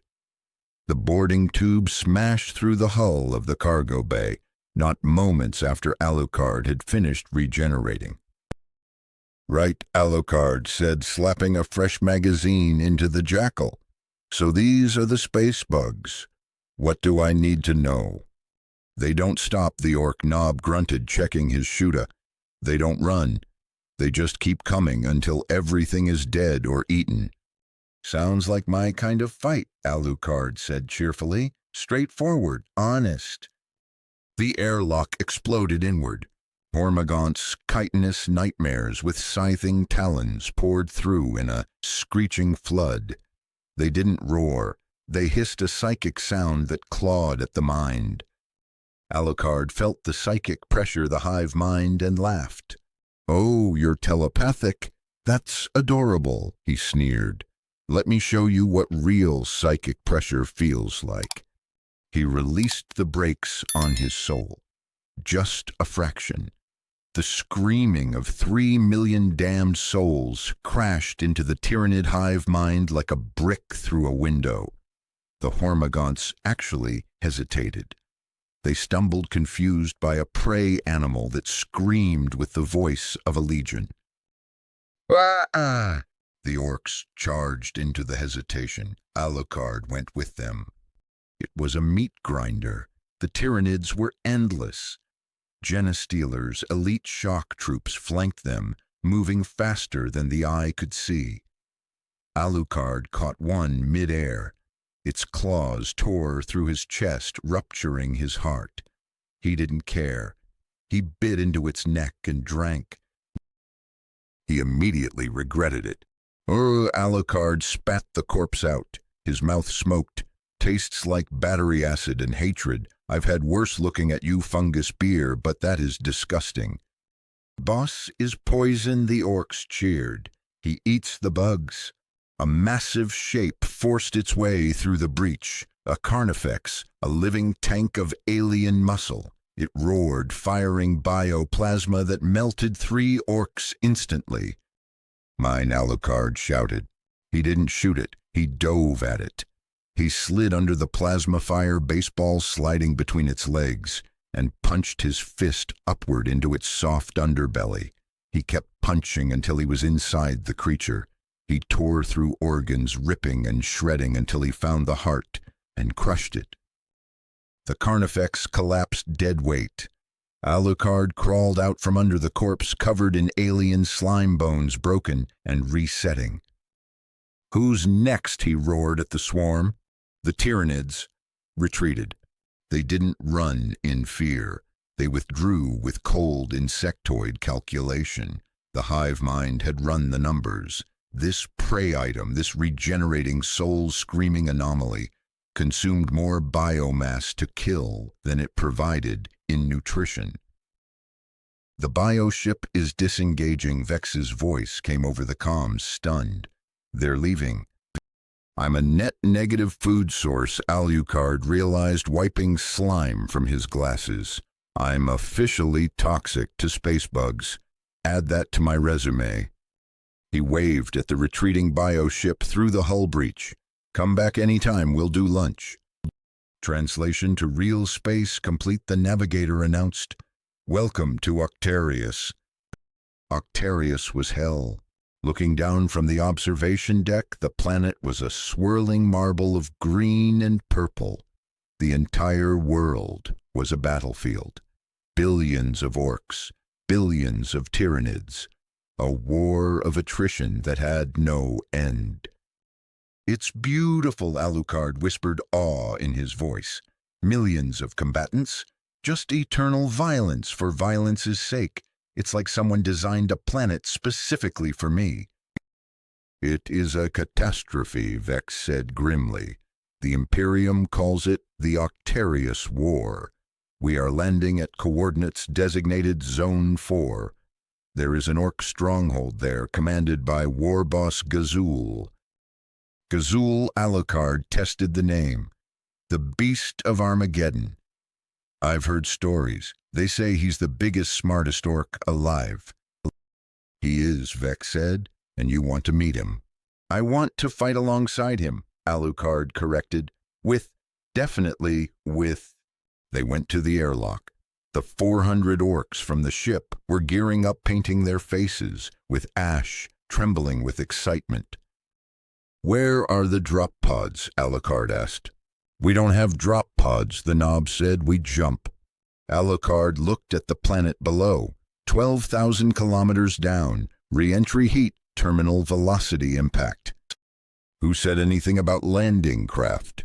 Alucard grinned. He opened the airlock. Space sucked at them. Inquisitor Alucard shouted over the decompression roar. If you're coming, grab something to hold on to. This is going to be a rough landing. He jumped. He fell through the atmosphere like a meteor. He burned. He laughed. He hit the ground with the force of a tactical nuke, creating a crater that registered on seismic sensors. He pulled himself out of the earthbones, snapping back into place, coat reforming from the dust. Around him, the orcs rained down, landing with bone-shattering impacts and simply shaking it off. They were in the middle of a swarm of hormagaunts. Welcome to Octarius, Alucard shouted, drawing his guns. They fought their way through 5 kilometers of Tyranid-infested wasteland. By the time they reached the orc fortress, a mountain of scrap metal and guns, Alucard was covered in ichor blood and dust. The gates opened. A massive figure stepped out. He was 12 feet tall. a monster of muscle and cybernetics possessed of a psychic weight that made the air heavy. "Warboss-Gazul," he looked down at Alucard. "You'd a weird Humie what fights like an Ork Gazul," rumbled. "And you're the Orc smart enough to unite your species," Alucard replied, looking up without an ounce of fear. "They say you can't die," Gazul said. "They say you beat a demon prince. They say you fight just for the fun of it." "All true," Alucard confirmed. "And I heard you're planning the biggest WAAAGH the galaxy has ever seen." Gazul grinned, exposing metal teeth. He extended a hand the size of a tank hatch. "Den welcome to Octarius," the war boss roared. "We is gonna have a proper scrap." Alucard shook the hand. "I wouldn't have it any other way." The assault on the Tyranid Biomass Processing Center was not a battle. It was a riot with heavy ordnance. Gazkul Maguruk Thraka had spent weeks planning it, actual strategic planning, which surprised Alucard until he remembered this wasn't a normal orc. This was a genius of slaughter. The plan was simple. 50,000 orcs supported by looted Imperial armor and jury-rigged artillery would assault the Tyranid position. They would break the line, penetrate the central digestion pools, and blow them to hell. Alucard stood on the hull of the command tank, a Baneblade super heavy tank that Gazkul had stolen, painted bright red and fitted with enough extra daka to level a mountain. "You ready for this?" Gazkul roared from the commander's cupola, his mechanical eye glowing like a targeting laser. Alucard checked the magazines of the Jackal and Kasul. He looked out at the sea of green skin and scrap metal, all vibrating with psychic anticipation. "I've been ready since I landed," Alucard shouted back. "Let's see what this WAAAGH can really do." The Baneblade lurched forward. The engine note was a tectonic rumble. "Ooh!" The artillery opened up first thousands of shells, arcing across the sky to turn the Tyranid front line into a slurry of biology and fire. Then the green tide rolled forward. Alucard rode the tank like a surfer on a tidal wave of chrome and violence. He dual-wielded his hand cannons, firing with metronomic precision. Every shot dropped a gaunt. Every reload was a blur. "This is what I've been missing." Alucard laughed, the wind whipping his coat. Actual large-scale warfare. Not just duels, not just skirmishes, armies fighting armies. The ground shook. A bio-titan, a hierophant, a creature the size of a cathedral spire standing on chitinous legs, rose from the spore mist. It screamed a bioelectric roar that vaporized a dozen orc buggies instantly. Gazkul pointed his power claw. "Oh, I big git wants a scrap. You want this one, or should I?" "Let's do it together," Alucard suggested. Team effort. The Baneblade accelerated the red paint, actually making it defy the laws of friction and inertia, and crashed into the Titan's legs. Gazkul leaped. Alucard followed, while the warboss tore into the creature's knee joint with a claw that could crush Diamond. Alucard unleashed his shadows. He didn't summon the whole army, just the elite, the Impalers. They swarmed the Titan's carapace, distracting it, blinding it, while Alucard climbed the creature like a mountain. He reached the head. He pressed both guns against the chitin, shielding the brain sac. Open wide. He emptied both clips. The explosive rounds and blessed silver drilled through the armor and turned the creature's synaptic node into soup. The bio-titan collapsed, crushing hundreds of lesser organisms beneath its bulk. "That was proper brutal," Gazkul bellowed, standing atop the ruin. "You fight good for a Humie." "You're not bad yourself for an orc," Alucard shouted back. They pushed deeper, and as they fought, Alucard felt it. The WAAAGH energy. It wasn't just adrenaline, it was a tangible psychic field generated by 50,000 orcs who believed they were winning. It made the bullets hit harder, it made the armor tougher, it made the impossible possible. For the first time in his existence, Alucard felt connected to something larger than his own hunger. "I understand now," Alucard laughed, shooting a lictor out of the air without looking. "It's not just strength, it's belief reality bends to your collective will, because you're too stubborn to accept physics." "Of course it do," an orc shouted. "Believing is power." They reached the biomass center, a pulsating organic temple of digestion. The orcs planted the bombs, not subtle explosives, massive comical piles of dynamite and stolen warheads. "Everyone back to the trucks," Ghazghkull ordered. "This thing gonna blow big." They retreated. The detonator was pressed. The explosion was visible from orbit. A mushroom cloud of green fire and tyrannid ichor rose into the stratosphere. The psychic backlash screamed across the planet, stunning the hive mind. Victory. In the aftermath, amidst the burning wreckage of the digestion pools, Ghazghkull slapped Alucard on the back, hard enough to derail a train. "Good scrap," the war boss grunted. "You is all right for a weird Hume orc." "So," Alucard asked, wiping slime from his coat. "What's next?" Ghazghkull's mechanical eye whirred. He looked up at the sky towards the stars. "Next," Ghazghkull said, "we take the fight to the Hume Imperium. Show 'em what a proper WAAAGH looks like." Alucard paused.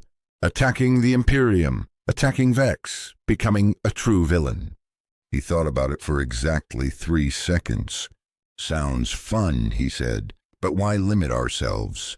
"The Imperium is boring," Alucard lied smoothly. "They just stand there and die. But out there, chaos strongholds, Necron tomb worlds, more tyrannid fleets. Why just fight the humans when we can fight everyone?" Ghazghkull processed this. A war against everything. An eternal galactic mosh pit. "Everywhere," Alucard whispered, grinning. "We go everywhere." Ghazghkull threw his head back and roared, "Wah!" High above, on the bridge of the Eternal Repentance Inquisitor, Vex watched the thermal blooms on the planet below. He had heard everything over the Vox, the alliance, the victory, the plan to leave. Inquisitor, the ship's captain, asked, hand hovering over the exterminatus key. "Do we engage? The vampire has gone rogue. He is mobilizing with the Xenos fleet." Vex looked at the tactical hololith. He saw the vampire who regenerated from plasma. He saw the orc who refused to die. "No," Vex said quietly. "We do not engage, sir. Asset is too valuable to destroy." Vex lied to himself and to the crew, and too dangerous to provoke. "If we fire, we miss. If we miss, he comes here, and I do not want him here." He turned to the astropath. "Send a message to Segmentum Command. Classification Omega. Subject Alucard. Status Rogue Asset. Allied with Xenos forces. Recommended action monitor. Contain if possible. Do not repeat. Do not engage without overwhelming force." Vex walked to the viewport. Below, the orc fleet was firing its crude engines, tearing holes in reality, preparing to jump. He thought of the file he had just updated, the note he had added at the bottom. Subject claims to be Vlad Tepes. Predates the Emperor. Claims to have consumed millions. If true, the implications for Imperial history are catastrophic. But there was one more thought, one he didn't write down. "Are you still bored?" Vex whispered to the glass, imagining the conversation they would have had. He remembered Alucard's face in the bunker, the look of a man who had been dead for 500 years, finally waking up. For the first time in 5 centuries, Inquisitor, I am alive. The Orc ships vanished into the warp, carrying the most dangerous creature in the galaxy, off to find new nightmares to slaughter. Vex touched the Aquila on his chest. The Emperor protects, he murmured, but Alucard endures. And in the grim darkness of the 41st millennium, where there is only war, that might just be the most terrifying thought of all.